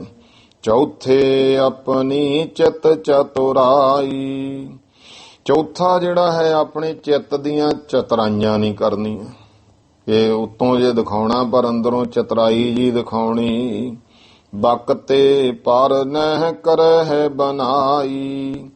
ਬਕਤੇ ਦੇ ਉੱਤੇ ਨਾਲੇ ਸਰੋਤਾ ਵੀ ਬਣੇ ਰਹਿਣਾ, ਨਾਲੇ ਚਤੁਰਾਈਆਂ ਵੀ ਪਿੱਠ ਪਿੱਛੇ ਐਵੇਂ ਹੋਰ ਗੱਲਾਂ ਬਕਤੇ ਦੇ ਉੱਤੇ ਕੋਈ ਬਣਾਉਣੀਆਂ ਨਹੀਂ ਹਨ ਵੀ ਆਏ ਆ ਜੀ, ਆਏ ਆ, ਉਹ ਤਾਂ ਐਂ ਕਰਦਾ। ਨਾਲੇ ਸੁਣਿਆ ਹੋਣਾ ਕਈਆਂ ਦਾ ਕੰਮ ਹੁੰਦਾ ਦੀਵਾਨ ਵਿੱਚ ਆ ਕੇ ਤੇ ਦੇਖਣਾ ਵੀ ਇਹ ਕਰਦੇ ਕੀ ਹੈ, ਕਿਵੇਂ ਬਹਿੰਦਾ, ਕਿਵੇਂ ਉੱਠਦਾ, ਕੀ ਕੀਤਾ, ਕਿੰਨੇ ਕੁ ਰੁਪਈਏ ਹੋਏ, ਕੀ ਕੁਛ ਹੋਇਆ, ਫਿਰ ਆਏ ਜਾਂ ਕੋਈ ਬੋਲੀ ਜਾਣਾ। ਇਹ ਨਹੀਂ ਹੁੰਦਾ, ਫਿਰ ਉਹ ਸਰੋਤਾ ਨਹੀਂ ਹੈ, ਇਹ ਗੁਣ ਨਹੀਂ ਹੈ ਸਰੋਤੇ ਦਾ। ਬਗਤੇ ਪਰ ਕੋਈ ਬਣਾ ਕੇ ਚਤਰਾਈ ਨਾ ਕਰੇ, ਇਹ ਚੌਥਾ ਗੁਣ ਹੈ। ਪੰਚਮ ਬਕਤਾ ਭਨਹਿ ਜੋ ਅਰਥ। ਪੰਜਵਾਂ ਗੁਣ ਸਰੋਤੇ ਵਿੱਚ ਇਹ ਹੋਵੇ ਕਿ ਜਿਹੜਾ ਕੋਈ ਬਕਤਾ ਅਰਥ ਵਿਚਾਰ ਕਹਿੰਦਾ ਹੈ, ਤਹਿ ਸਮਝਨ ਕੀ ਹੋਏ ਸਾਮਰਥ। ਉਹਨੂੰ ਸਮਝਣ ਦੀ ਸਮਰੱਥਾ ਹੋਵੇ, ਸਮਝੇ ਚੰਗੀ ਤਰ੍ਹਾਂ ਕਿ ਅਰਥ ਵਿਚਾਰ ਕਿਹਾ ਕੀ ਹੈ। ਖਾਸਟਮ ਪ੍ਰਸ਼ਨ ਕਰਨ ਕੋ ਜਾਣੈ। ਛੇਵਾਂ ਗੁਣ ਸਰੋਤੇ ਵਿੱਚ ਉਹਨੂੰ ਪ੍ਰਸ਼ਨ ਕਰਨ ਦਾ ਢੰਗ ਜਾਣਦਾ ਹੋਵੇ ਕਿ ਪ੍ਰਸ਼ਨ ਹੀ ਹੈ, ਉਹਨੂੰ ਕਰਨਾ ਕਿਵੇਂ ਹੈ। ਇੱਕ ਟੁੱਚਰ ਹੁੰਦੀ ਹੈ, ਇੱਕ ਹੁੰਦੀ ਹੈ ਪ੍ਰਸ਼ਨ। ਪ੍ਰਸ਼ਨ ਹੁੰਦਾ ਹੈ ਗੁਰਮੁਖੋ ਜਾਣਨ ਦੀ ਇੱਛਾ ਸਹਿਤ। ਕਈ ਪ੍ਰਸ਼ਨ ਤਾਂ ਕਰਦੇ ਆ ਪਰ ਉਹਨਾਂ ਦੇ ਅੰਦਰ ਜਾਣਨ ਦੀ ਇੱਛਾ ਨਹੀਂ ਹੁੰਦੀ। ਇੱਛਾ ਇਹ ਹੁੰਦੀ ਹੈ ਵੀ ਇਹ ਹੁਣ ਮੂਹਰੇ ਜੇ ਕੋਈ ਕਹੂਗਾ ਫਿਰ ਮੈਂ ਉਹਦੇ ਵਿੱਚੋਂ ਹੋਰ ਲੱਭ ਕੇ ਪ੍ਰਸ਼ਨ ਕਰੂੰ, ਹੋਰ ਮੈਂ ਇਹਨੂੰ ਨੀਵਾਂ ਦਿਖਾਊਂ, ਜਾਂ ਫਿਰ ਉਹੇ ਜੀ ਤਰਕ। ਇਸ ਤਰ੍ਹਾਂ ਦਾ ਸਰੋਤਾ ਨਾ ਹੋਵੇ। ਉਹਨੂੰ ਪ੍ਰਸ਼ਨ ਕਰਨ ਦਾ ਵੀ ਤਰੀਕਾ ਹੋਵੇ। ਕਈ ਪ੍ਰਸ਼ਨ ਕਰਨਗੇ ਫਿਰ ਹਉਮੈ ਦੇ ਸਹਿਤ ਕਰਨਗੇ, ਇਸ ਤਰ੍ਹਾਂ ਦਾ ਨਾ ਹੋਵੇ। ਇੱਕ ਵਾਰੀ ਕਈ ਸਾਲਾਂ ਦੀ ਗੱਲ, ਇੱਕ ਕਹਿੰਦਾ ਵੱਡੇ ਪ੍ਰਚਾਰਕ ਬਣੇ ਫਿਰਦੇ, ਦੱਸੋ ਗੁਰੂ ਨਾਨਕ ਦੇਵ ਜੀ ਦੇ ਨਾਨਕੇ ਕਿੱਥੇ ਸੀ। ਮੈਂ ਵੀ ਜੇ ਨਾਂ ਦੱਸੇ ਫਿਰ ਕੀ ਅਸੀਂ ਸਿੱਖ ਨਹੀਂ, ਤੇ ਗੁਰੂ ਨਾਨਕ ਦੇਵ ਮਹਾਰਾਜ ਦੇ ਨਾਨਕੇ ਤੇ ਚਲੋ ਮੈਂ ਕਿਹਾ ਵੀ ਮੈਂ ਦੱਸ ਦਿੰਦਾ, ਪੜਿਆ ਸੀ ਕਿਤੋਂ, ਕਿਉਂਕਿ ਆਮ ਜੇ ਗੱਲ ਚੱਲਦੀ ਕਾਫੀ ਸੀ ਪਹਿਲਾਂ, ਹੁਣ ਹਟ ਗਏ। ਮੈਂ ਤਾਂ ਬੇਨਤੀ ਉਹਨੂੰ ਕਰਤੀ ਵੀ ਚਾਹਲ ਨਗਰ ਹੈ, ਲਾਹੌਰ ਜ਼ਿਲ੍ਹੇ ਦਾ ਪਿੰਡ ਹੈ, ਉੱਥੇ ਨਾਨਕੇ ਹੈ। ਮੈਂ ਕਿਹਾ ਵੀ ਭਾਈ ਚਲੋ ਮੈਂ ਤਾਂ ਦੱਸ, ਮੇਰਾ ਉੱਤਰ ਦੇਵੇਂਗਾ, ਦੱਸ। ਮੈਂ ਕਿਹਾ ਕਰ ਗੁਰੂ ਅੰਗਦ ਦੇਵ ਜੀ ਦੇ ਤੇ ਗੁਰੂ ਅਮਰਦਾਸ ਜੀ ਦੇ ਨਾਨਕੇ ਦੱਸ ਕਿੱਥੇ ਹੈ। ਉਹ ਫਿਰ ਚੁੱਪ ਵੀ ਜਿਹੜੇ ਇਹਦਾ ਭਾਵ ਜੇ ਪ੍ਰਚਾਰਕ ਨੂੰ ਨਾਨਕਿਆਂ ਦਾ ਨਹੀਂ ਪਤਾ ਤੇ ਫਿਰ ਉਹ ਕੀ ਗੱਲ ਪ੍ਰਚਾਰਕ ਨਹੀਂ ਹੈ। ਇਹ ਕਹਿਣਾ ਇਹੋ ਜੀ ਗੱਲ ਜੀ ਵਿੱਚੋਂ ਲਿਆਉਣੀ ਕਿ ਇਹ ਜਵਾਬ ਜੇ ਨਾ ਦੇ ਸਕੇ ਫਿਰ ਅਸੀਂ ਨੀਵਾਂ ਦਿਖਾਵਾਂਗੇ। ਲੈ ਬਣੇ ਫਿਰਦੇ ਆ ਪਾ ਕੇ ਚੋਲੇ, ਨਾਨਕਿਆਂ ਦਾ ਪਤਾ ਨਹੀਂ ਗੁਰੂ ਨਾਨਕ ਦੇਵ ਜੀ ਦੇ ਦਾ। ਉਹ ਇਹਦੇ ਨਾਲ ਕੀ ਹੋਊ ਵੀ ਨਾਨਕੇ ਤੈਂ ਦੱਸ ਕੀ ਕਰਨਾ। ਗੱਲ ਤਾਂ ਗੁਰੂ ਨਾਨਕ ਦੇਵ ਜੀ ਦੇ ਉਪਦੇਸ਼ ਦੀ ਹੈ, ਜੋ ਉਹਨਾਂ ਨੇ ਸਾਨੂੰ ਦਿੱਤਾ, ਤੇ ਨਾਨਕਿਆਂ ਵੱਲ ਨੂੰ ਭਜਦਾ ਹੈ। ਇਸ ਕਰਕੇ ਫਿਰ ਇਹੋ ਜਿਹੇ ਹੁੰਦੇ ਆ, ਉਹਦਾ ਭਾਵ ਹੁੰਦਾ ਉਹ ਟੁੱਚਰ ਕਰ ਰਿਹਾ, ਉਹ ਪ੍ਰਸ਼ਨ ਜਾਣਨ ਦੀ ਇੱਛਾ ਉਹਦੇ ਵਿੱਚ ਕੋਈ ਨਹੀਂ ਹੈ। ਇਹ ਮਨ ਵਿੱਚ ਹੋਵੇ ਕਿ ਭਾਈ ਪ੍ਰਸ਼ਨ ਕਰਨਾ ਜਾਣਦਾ ਹੋਵੇ। ਛੇਵਾਂ ਜਿਹੜਾ ਇਹ ਗੁਣ ਸਰੋਤੇ ਵਿੱਚ ਹੋਵੇ। ਸਪਤਮ ਸੁਨੇ ਗ੍ਰੰਥ ਬਹੁ ਕਾਨੇ। ਸੱਤਵਾਂ ਗੁਣ ਸਰੋਤੇ ਵਿੱਚ ਹੋਵੇ ਕਿ ਉਹ ਬਹੁਤ ਗ੍ਰੰਥਾਂ ਨੂੰ ਕੰਨੀ ਸੁਣਦਾ ਹੋਵੇ। ਇਹ ਨਹੀਂ ਹੈ ਕਿ ਸੁਣਨਾ ਸੁਣਾਉਣਾ ਕੁਛ ਨਹੀਂ, ਐਵੇਂ ਬਸ ਗੱਲਾਂ ਕਰੀ ਜਾਣੀਆਂ ਹਨ। ਅਸ਼ਟਮ ਆਲਸ ਕੋ ਨਹਿ ਧਰੈ। ਅੱਠਵਾਂ ਗੁਣ ਹੋਵੇ ਕਿ ਸਰੋਤੇ ਵਿੱਚ ਆਲਸ ਨਹੀਂ ਉਹਨੇ ਧਾਰਨੀ ਹੈ। ਨਵਮੋ ਨਿੰਦਰਾ ਕੋ ਬਸ ਕਰੈ। ਨੌਵਾਂ ਗੁਣ ਹੋਵੇ ਕਿ ਨੀਂਦ ਨੂੰ ਬਸ ਵਿੱਚ ਕੀਤਾ ਵੇ ਨਾ ਹੋਵੇ। ਸਿਆਲ ਦੀ ਰੁੱਤ ਨਿੱਘ ਜਾਗੇ ਦੇ ਵਿੱਚ ਘਰਾੜੇ ਵੀ ਠੋਕ ਲਏ, ਇਸ ਤਰ੍ਹਾਂ ਦਾ ਵੀ ਨਹੀਂ ਹੋਣਾ ਚਾਹੀਦਾ ਵੀ ਬੈਠਾ ਇਹ ਨੀਂਦ ਨੂੰ ਵੀ ਬਸ ਕੀਤਾ ਹੋਵੇ। ਸਮੇਂ ਸਿਰ ਉੱਠ ਕੇ ਜਾਂਦਾ ਵੇ ਨਾ ਹੋਵੇ ਕਿ ਅੱਜ ਜਾਂ ਕਥਾ ਤਾਂ ਹੋਈ ਪਰ ਅੱਜ ਮੌਸਮ ਜਾਂ ਨਹੀਂ ਸੀ, ਸੌਂ ਗਏ। ਇਹ ਫਿਰ ਉਹ ਵੀ ਸਰੋਤਾ ਨਹੀਂ ਹੈ। ਨੀਂਦ ਵੀ ਬਸ ਵਿੱਚ ਹੋਵੇ। ਦਸਮੋ ਸੁਨੈ ਧਰੈ ਔਰ ਸੋਏ। ਤੇ 10ਵਾਂ ਗੁਣ ਸਰੋਤੇ ਵਿੱਚ ਜੋ ਸੁਣਿਆ ਉਹਨੂੰ ਹਿਰਦੇ ਵਿੱਚ ਧਾਰਨ ਕਰੇ। ਵੰਡ ਖਾਏ ਢਿਗ ਪਿਖ ਜੋ ਹੋਏ। ਇਹ 11ਵਾਂ ਗੁਣ ਹੈ ਭਾਈ, ਜੋ ਵੀ ਕੋਲ ਹੈ ਵੇਖੇ ਉਹਨੂੰ ਵੰਡ ਕੇ ਛਕਣ ਵਾਲਾ ਹੋਵੇ ਸਰੋਤਾ। ਦਵਾਦਸਮੋ ਜਿਮ ਗੁਰਨ ਸਿਧਾਂਤ। 12ਵਾਂ ਗੁਣ ਸਰੋਤੇ ਵਿੱਚ ਹੈ ਕਿ ਜਿਵੇਂ ਗੁਰੂ ਸਾਹਿਬਾਂ ਦਾ ਜੋ ਸਿਧਾਂਤ ਹੈ ਤਿਸ ਅਨੁਸਾਰ ਸੁਣੈ ਚਿਤ ਸ਼ਾਂਤ। ਉਸ ਦੇ ਮੁਤਾਬਕ ਸ਼ਾਂਤ ਚਿਤ ਹੋ ਕੇ ਉਪਦੇਸ਼ ਨੂੰ ਸੁਣਨਾ ਕਰੇ। ਹੋਏ ਵਿਪਰਜੈ ਤਿਆਗਨ ਕਰੈ। ਜਿਹੜੀ ਗੱਲ ਕੋਈ ਉਲਟ ਲੱਗੇ ਗੁਰੂ ਦੇ ਸਿਧਾਂਤ ਦੇ, ਵਿਪਰਜੈ ਹੋਵੇ ਉਲਟ ਹੋਵੇ, ਉਹਨੂੰ ਭਾਈ ਤਿਆਗ ਦੇਵੇ। ਤ੍ਰੋਦਸਮੋ ਤਨ ਮੈਂ ਸੁਚ ਧਰੈ। 13ਵਾਂ ਗੁਣ ਹੈ ਕਿ ਸਰੀਰ ਵੀ ਸੁਚਮ ਰੱਖੇ, ਇਸ਼ਨਾਨ ਵਗੈਰਾ ਕੀਤਾ, ਸਭ ਕੁਝ ਸੁਚੇਤਤਾ ਹੋਵੇ, ਸੁਚਮ ਤਨ ਦੀ ਵੀ ਧਾਰੇ। 14ਵਾਂ ਨਹਿ ਕਰੈ ਪਖੰਡ। 14ਵਾਂ ਗੁਣ ਸਰੋਤੇ ਵਿੱਚ ਹੋਵੇ ਆ ਕੇ ਸੰਗਤ ਵਿੱਚ ਪਖੰਡ ਜੇ ਨਹੀਂ ਕਰਨੇ ਹਨ। ਆਰਾਮ ਨਾਲ ਆਏ, ਨਮਸਕਾਰ ਕੀਤੀ, ਪ੍ਰੇਮ ਨਾਲ ਬੈਠ ਗਏ। ਹੋਰੀ ਅਸਟਸ਼ਨ ਮਸ਼ਨ ਜੇ ਨਹੀਂ ਕਰਨੇ ਕਿ ਦੂਜਿਆਂ ਨੂੰ ਦਿਖਾਵਾਂ ਮੈਂ ਤਾਂ ਤੁਹਾਡੇ ਤੋਂ ਜ਼ਿਆਦਾ ਸ਼ਰਧਾ ਰੱਖਦਾ। ਨਹੀਂ ਭਾਈ, ਇਉਂ ਕੋਈ ਪਖੰਡ ਜੇ ਨਹੀਂ ਕਰਨੇ ਹਨ। ਮਨ ਕੋ ਲਾਵੈ ਸੁਨਹਿ ਅਖੰਡ। ਐਵੇਂ ਪਖੰਡ ਕਰੀ ਜਾਣਾ, ਸੁਰਤੀ ਲਾਉਣੀ, ਸੁਣਨਾ ਕੁਛ ਹੈ ਨਾ, ਦਿਖਾਉਣਾ ਜਾਂ ਕੁਝ ਹੋਰ ਨਹੀਂ ਭਾਈ। ਇਹ 14ਵਾਂ ਗੁਣ ਹੈ। ਮਨ ਜਿਹੜਾ ਹੈ ਇੱਕ ਰਸ ਲਗਾਤਾਰ ਜੋੜ ਕਰਕੇ ਉਹ ਸੁਣਨਾ ਕਰੇ। ਏਮ ਸਰੋਤਾ ਬਖਤਾ ਜੋ ਹੋਏ। ਇਸ ਤਰ੍ਹਾਂ ਮਹਾਰਾਜ ਕਹਿੰਦੇ ਭਾਈ ਸਰੋਤਾ ਤੇ ਬਖਤਾ, ਉਹਨਾਂ ਵਿੱਚ ਜਿਹੜਾ ਵੀ ਕੋਈ ਸੁਣਨ ਵਾਲਾ, ਜਿਹੜਾ ਵੀ ਕੋਈ ਕਹਿਣ ਵਾਲਾ ਹੈ, ਉਹ ਜੋ ਹਨ ਇਹ ਗੁਣ ਦੋਵਾਂ ਵਿੱਚ ਹੋਣਗੇ। ਪ੍ਰਾਪਤ ਹੋਤ ਗਿਆਨ ਕੋ ਦੋਏ। ਤਾਂ ਫਿਰ ਦੋਵੇਂ ਹੀ, ਚਾਹੇ ਵਕਤਾ ਹੈ ਚਾਹੇ ਸਰੋਤਾ ਹੈ, ਉਹ ਗਿਆਨ ਨੂੰ ਪ੍ਰਾਪਤ ਹੋ ਜਾਣਗੇ। ਭਾਵ ਦੋਨਾਂ ਨੂੰ ਜਿਹੜਾ ਗਿਆਨ ਦੀ ਪ੍ਰਾਪਤੀ ਹੋਵੇਗੀ। ਇਹ ਲੱਛਣ ਜੋ ਕਹੇ ਬਨਾਏ। ਇਹ ਜਿਹੜੇ ਲੱਛਣ ਹਨ ਜੋ ਮਹਾਰਾਜ ਨੇ ਭਾਈ ਦੱਸੇ ਹਨ। ਸਿੱਖ ਨਿਹਾਲੂ ਬਿਖੈ ਸੋ ਪਾਏ। ਮਹਾਰਾਜ ਕਹਿੰਦੇ ਭਾਈ ਇਹ ਨਿਵਲਾ ਤੇ ਨਿਹਾਲੂ ਜਿਹੜੇ ਗੁਰਸਿੱਖ ਨੇ ਕਥਾ ਕਰਦੇ, ਜਿਨ੍ਹਾਂ ਬਾਬਤ ਤੁਸੀਂ ਗੱਲ ਕੀਤੀ ਹੈ, ਇਹ ਉਹਨਾਂ ਦੇ ਵਿੱਚ ਪਾਏ ਜਾਂਦੇ ਹਨ। ਤਿਸ ਕੀ ਸੰਗਤ ਕਰੋ ਹਮੇਸ਼। ਐਸੇ ਭਾਈ ਜਿਹੜੇ ਵਕਤੇ ਹਨ ਗੁਰਸਿੱਖ, 14 ਗੁਣਾ ਵਾਲੇ ਉਹਨਾਂ ਦੀ ਹਮੇਸ਼ਾ ਸੰਗਤ ਕਰੋ। ਹੋਏ ਤੁਮ ਮਹਿ ਗੁਣ ਬ੍ਰਿੰਦ ਵਿਸ਼ੇਸ਼।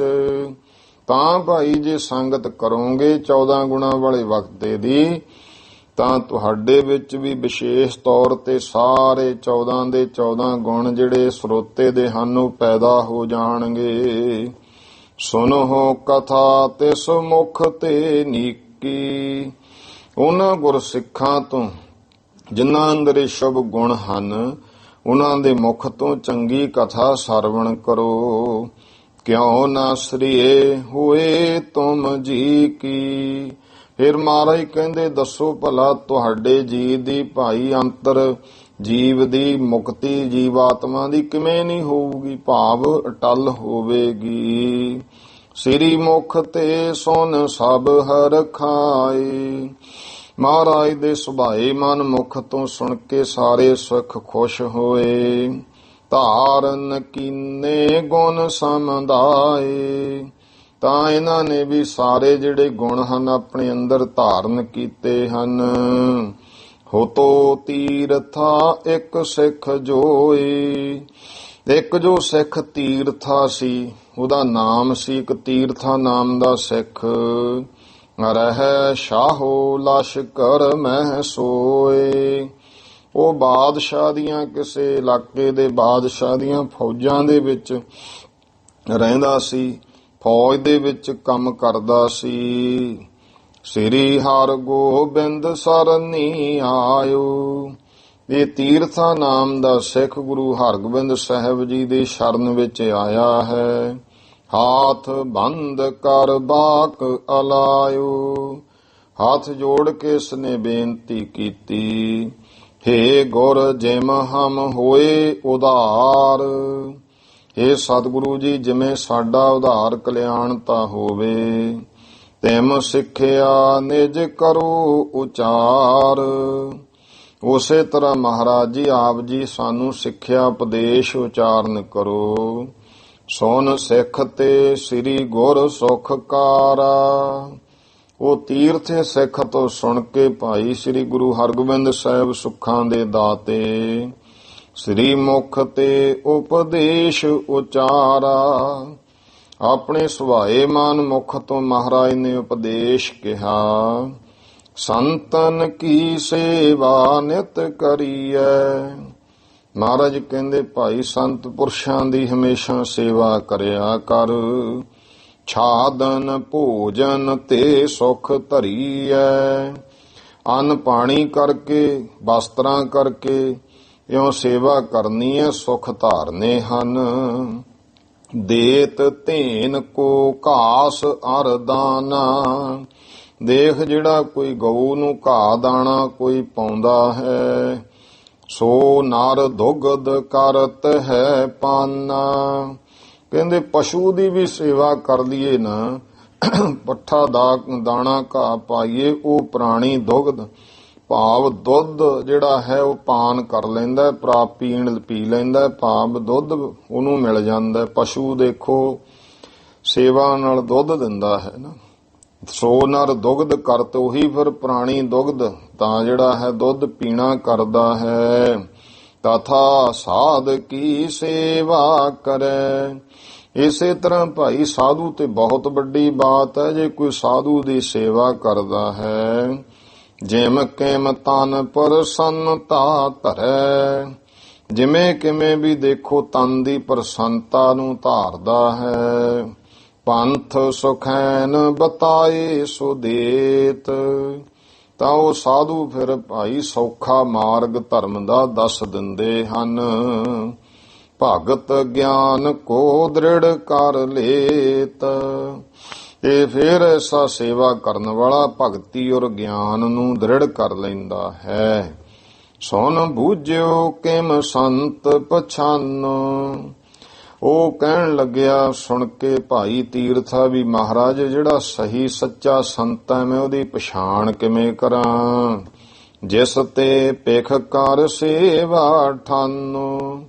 ਹੁਣ ਸੰਤ ਤਾਂ ਬਹੁਤ ਬਾਣੇ ਪਾਏ ਹਨ, ਮੈਂ ਕਿਵੇਂ ਮਹਾਰਾਜ ਪਛਾਣਾ ਸੰਤ ਸੱਚਾ ਕੌਣ ਹੈ ਜਿਹਨੂੰ ਵੇਖ ਕਰਕੇ ਮੈਂ ਸੇਵਾ ਕਰ ਸਕਾਂ। ਤਬ ਸਤਿਗੁਰ ਬਿਦ ਤਾਹੇ ਬਤਾਈ। ਤਾਂ ਸਤਿਗੁਰੂ ਨੇ ਫਿਰ ਭਾਈ ਉਸ ਨੂੰ ਇੱਕ ਵਿਧੀ ਦੱਸੀ ਹੈ। ਇੱਕ ਨ੍ਰਿਪ ਨੇ ਅਬਲਾਖ ਉਠਾਈ।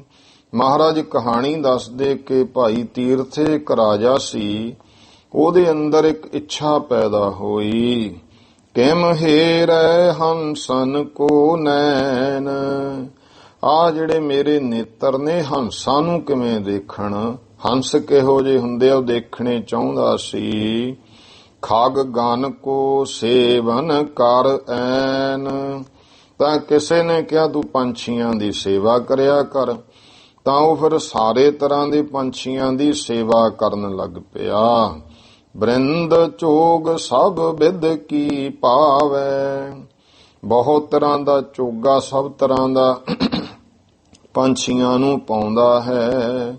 ਦੇਸ਼ ਬਦੇਸ਼ਨ ਤੇ ਖਗ ਆਵੈ। ਦੂਰੋਂ ਨੇੜਿਓਂ ਫਿਰ ਪੰਛੀ ਬਹੁਤ ਚੋਗਾ ਚੁਗਣ ਆਉਣ ਲੱਗ ਪਏ। ਚੋਗੈ ਚੋਗ ਅਰ ਜਸ ਬਿਸਤਾਰੈ। ਤੇ ਚੋਗਾ ਚੁਗਦੇ ਜਿੱਥੇ ਜਾਂਦੇ ਨੇ ਪੰਛੀਆਂ ਕੋਲੇ ਰਾਜੇ ਦਾ ਜਸ ਕਰਦੇ ਐ ਵੀ ਰਾਜਾ ਬੜਾ ਚੰਗਾ, ਸਾਰੇ ਪੰਛੀਆਂ ਦਾ ਹੀ ਚੋਗਾ ਉਹ ਪਾਉਂਦਾ, ਸਭ ਨੂੰ ਮਨ ਭਾਉਂਦਾ ਚੋਗਾ ਮਿਲਦਾ ਹੈ। ਮਾਨ ਸਰੋਵਰ ਲਾਗ ਸਿਧਾਰੈ। ਇਉਂ ਕਦੇ ਮਾਨ ਸਰੋਵਰ ਦੇ ਲਾਗੇ ਵੀ ਚਲੇ ਗਏ ਉਡਦੇ ਉਡਦੇ ਪੰਛੀ। ਸੁਨ ਹੰਸਨ ਸਭ ਬਿਖੈ ਬਖਾਨਾ।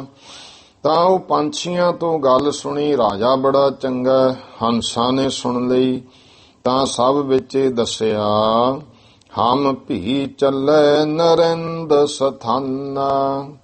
ਹੰਸ ਕਹਿੰਦੇ ਵੀ ਜਿਹੜਾ ਰਾਜਾ ਇੰਨਾ ਚੰਗਾ ਹੈ, ਸਾਰੇ ਪੰਛੀਆਂ ਨੂੰ ਚੋਗਾ ਪਾਉਂਦਾ, ਅਸੀਂ ਵੀ ਉਹ ਰਾਜੇ ਦੇ ਸਥਾਨ ਤੇ ਜਾਵਾਂਗੇ। ਤੇਹ ਔਰ ਸ਼ਰਧਾ ਜਾਏ ਵਧਾਵੈ। ਹੁਣ ਹੰਸ ਨੇ ਤਾਂ ਮੋਤੀ ਚੁਗਣੇ ਮਾਨ ਸਰੋਵਰ ਤੋਂ ਮਿਲ ਜਾਂਦੇ ਐ, ਪਰ ਅਸੀਂ ਜਾਵਾਂਗੇ। ਕਹਿੰਦੇ ਕਿਉਂ? ਕਿਉਂਕਿ ਉਹਦੇ ਹਿਰਦੇ ਦੀ ਸ਼ਰਧਾ ਨੂੰ ਹੋਰ ਵਧਾਵਾਂਗੇ। ਜਿਸ ਤੇ ਨਿਤ ਖਗ ਚੋਗ ਚੁਗਾਵੈ। ਜਿਸ ਕਰਕੇ ਉਹ ਹਮੇਸ਼ਾ ਹੀ ਫਿਰ ਪੰਛੀਆਂ ਨੂੰ ਚੋਗਾ ਪਾਉਂਦਾ ਰਹੇ। ਤਬ ਹੰਸਨ ਕੀ ਜੋੜੀ ਆਏ। ਤਾਂ ਇੱਕ ਹੰਸਾਂ ਦੀ ਜੋੜੀ ਆ ਗਈ। ਆਪਨ ਸਰੂਪ ਸੁਦੀਨ ਦਿਖਾਏ। ਉਹ ਰਾਜੇ ਦੇ ਮਹਿਲਾਂ ਕੋਲੇ ਉਹਨਾਂ ਨੇ ਆਪਣਾ ਸਰੂਪ ਜਿਹੜਾ ਹੈ ਹੰਸਾਂ ਨੇ ਦਿਖਾਇਆ। ਵੇਖ ਲੋਕਨ ਤਬ ਜਾਏ ਸੁਨਾਇਓ। ਰਾਜੇ ਦੇ ਪਹਿਰੇਦਾਰ ਲੋਕਾਂ ਨੇ ਵੇਖ ਕੇ ਅੰਦਰ ਰਾਜੇ ਨੂੰ ਜਾ ਦੱਸਿਆ। ਹਰਖਤ ਨ੍ਰਿਪ ਮੁਕਤਾ ਪੈ ਲਿਆਇਓ। ਰਾਜਾ ਖੁਸ਼ ਹੋਇਆ, ਨੂੰ ਪਤਾ ਸੀ ਕਿ ਹੰਸ ਜਿਹੜੇ ਨੇ ਜਾਂ ਤੇ ਮੋਤੀ ਖਾਂਦੇ ਆ ਜਾਂ ਦੁੱਧ ਵਿੱਚੋਂ ਪੀਂਦੇ ਹਨ। ਉਹ ਭਾਈ ਮੋਤੀ ਤੇ ਦੁੱਧ ਲੈ ਆਇਆ ਰਾਜਾ। ਧਰਿਓ ਅਗਾਰੀ ਤਿਨ ਕੇ ਜਾਏ। ਕੁਝ ਮੋਤੀ ਤੇ ਦੁੱਧ ਉਹਨਾਂ ਹੰਸਾਂ ਦੇ ਅੱਗੇ ਜਾ ਧਰਿਆ ਹੈ। ਤਜ ਪਾਣੀ ਪੈ ਲੀਨ ਸਖਾਏ। ਹੰਸਾਂ ਨੇ ਚੁੰਝ ਪਾਈ, ਦੁੱਧ ਵਿੱਚ ਫੁੱਟੀਆਂ ਬਣਾਤੀਆਂ, ਪਾਣੀ ਛੱਡ ਦਿੱਤਾ ਤੇ ਵਿੱਚੋਂ ਦੁੱਧ ਦੀਆਂ ਫੁੱਟੀਆਂ ਛਕ ਲਈਆਂ। ਗੋਲ ਅਮੋਲਕ ਮੁਕਤਾ ਜਾਲ। ਤੇ ਇਹਦੇ ਬਦਲੇ ਵਿੱਚ ਕੀ ਹੋਇਆ? ਬਹੁਤ ਹੀ ਅਮੋਲਕ ਗੋਲ ਜਿਹੜੇ ਮੋਤੀ ਸਨ ਸਭ ਤਰ੍ਹਾਂ ਦੇ, ਨਿਜ ਅੰਤਰ ਤੇ ਦਏ ਨਿਕਾਲ। ਉਹ ਫਿਰ ਆਪਣੇ ਅੰਦਰੋਂ ਹੰਸਾਂ ਨੇ ਕੱਢ ਦਿੱਤੇ। ਉਹਨਾਂ ਨੂੰ ਸੁੱਚੇ ਮੋਤੀ ਕਿਹਾ ਜਾਂਦਾ। ਜਿਹੜਾ ਹੰਸ ਉਗਲੇ ਉਸ ਨੂੰ ਸੁੱਚਾ ਮੋਤੀ ਕਹਿੰਦੇ ਆ।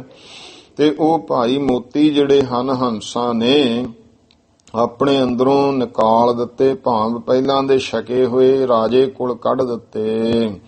ਉੱਡ ਕਰ ਗਏ ਆਪਣੇ ਦੇਸ਼। ਤੇ ਆਪਣੇ ਦੇਸ਼ ਨੂੰ ਫਿਰ ਉੱਡ ਕੇ ਚਲੇ ਗਏ। ਮਨ ਆਨੰਦ ਕਰ ਲਏ ਨਰੇਸ਼।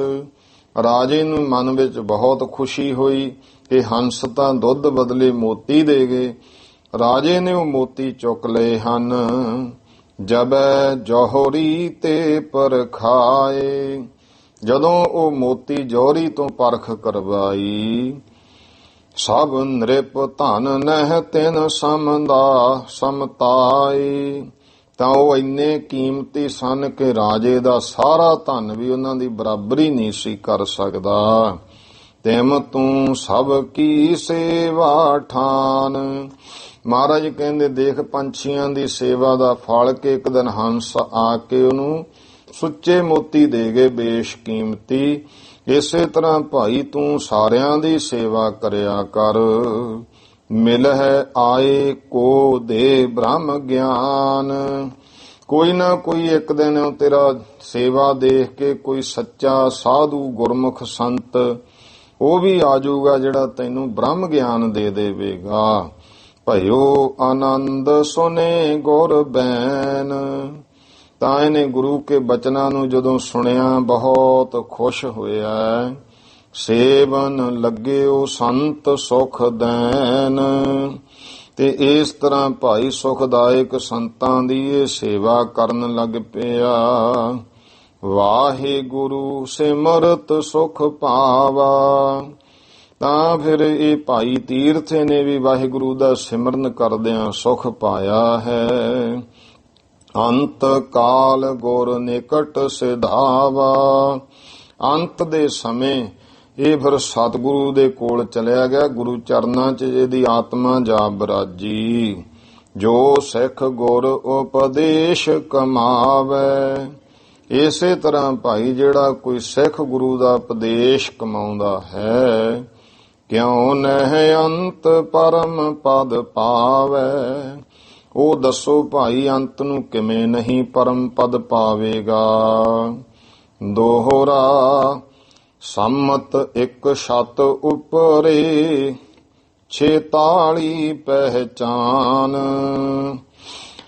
ਅੱਗੇ ਦੱਸਦੇ ਨੇ ਕਿ ਸੰਮਤ ਇੱਕ ਛਤ ਉਪਰੇ 100 ਤੋਂ ਉੱਪਰ 46 47 ਜਾਣ ਲਓ ਭਾਵ 147 ਨਾਨਕ ਸ਼ਾਹੀ ਸੰਮਤ ਹੈ। ਕੱਤਕ ਮਿਤੀ 23ਵੀਂ ਗੁਰ ਗ੍ਰਹਿ ਕਬਰ ਉਪਾਨ। ਤੇ ਕੱਤਕ ਦੀ ਭਾਵ 23 ਕੱਤਕ ਸੀ। ਗੁਰੂ ਘਰ ਦੇ ਵਿੱਚ ਕਬਰ ਸਾਹਿਬਜ਼ਾਦਾ ਪੈਦਾ ਹੋਇਆ ਹੈ। ਚੌਪਈ ਮਾਤ ਗੰਗ ਸੁਨ ਆਨੰਦ ਧਾਰੀ। ਮਾਤਾ ਗੰਗਾ ਨੇ ਸੁਣਿਆ ਖੁਸ਼ੀ ਧਾਰੀ ਹੈ। ਮੰਗਲ ਬਿਦਤ ਕੀਓ ਪੁਰ ਸਾਰੇ। ਸਾਰੇ ਨਗਰ ਅੰਮ੍ਰਿਤਸਰ ਵਿੱਚ ਖੁਸ਼ੀਆਂ ਪ੍ਰਗਟ ਹੋਈਆਂ। ਦਵਾਰ ਉਪਰੇ ਨੌਬਤ ਬਾਜੇ। ਦਰਵਾਜੇ ਦੇ ਉੱਤੇ ਨੌਬਤ ਨਗਾਰੇ ਵੱਜ ਰਹੇ ਹਨ। ਅਨਕ ਰੀਤ ਕੇ ਮੰਗਲ ਸਾਜੇ। ਅਨੇਕਾਂ ਤਰ੍ਹਾਂ ਨਾਲ ਮੰਗਲ ਖੁਸ਼ੀਆਂ ਸਾਜੀਆਂ ਨੇ। ਰੰਕਨ ਕੋ ਧਨ ਅਨਗਨ ਦੀਨ। ਗਰੀਬਾਂ ਨੂੰ ਬਹੁਤ ਧਨ ਦਿੱਤਾ ਦਾਨ। ਬੰਧਨ ਵਾਰੇ ਬੰਧਨ ਕੀਨ। ਬੰਧਨ ਵਾਰੇ ਜਿਹੜੇ ਆ ਸਜਾਵਟ ਦਰਵਾਜੇ ਤੇ ਬੰਧਨ ਬਾਲਕ ਹੋਏ ਤੋਂ ਬੰਨ੍ਹਦੇ ਉਹ ਬੰਧਨਾ ਕੀਤੀ ਹੈ। ਦਿਵਸ ਤ੍ਰੋਦਸੇ ਸ੍ਰੀ ਹਰਿਮੰਦਰ। 13ਵੇਂ ਦਿਨ ਫਿਰ ਸ੍ਰੀ ਹਰਿਮੰਦਰ ਸਾਹਿਬ। ਮਾਤ ਗੰਗ ਪੋਤਰਾ ਲੈ ਸੁੰਦਰ। ਮਾਤਾ ਗੰਗਾ ਜੀ ਸੋਹਣੇ ਸੁੰਦਰ ਪੋਤਰੇ ਨੂੰ ਲੈ ਕੇ ਗਏ ਹਨ। ਪੰਚਾਮ੍ਰਿਤ ਬਹੁ ਭੇਟ ਚੜਾਏ।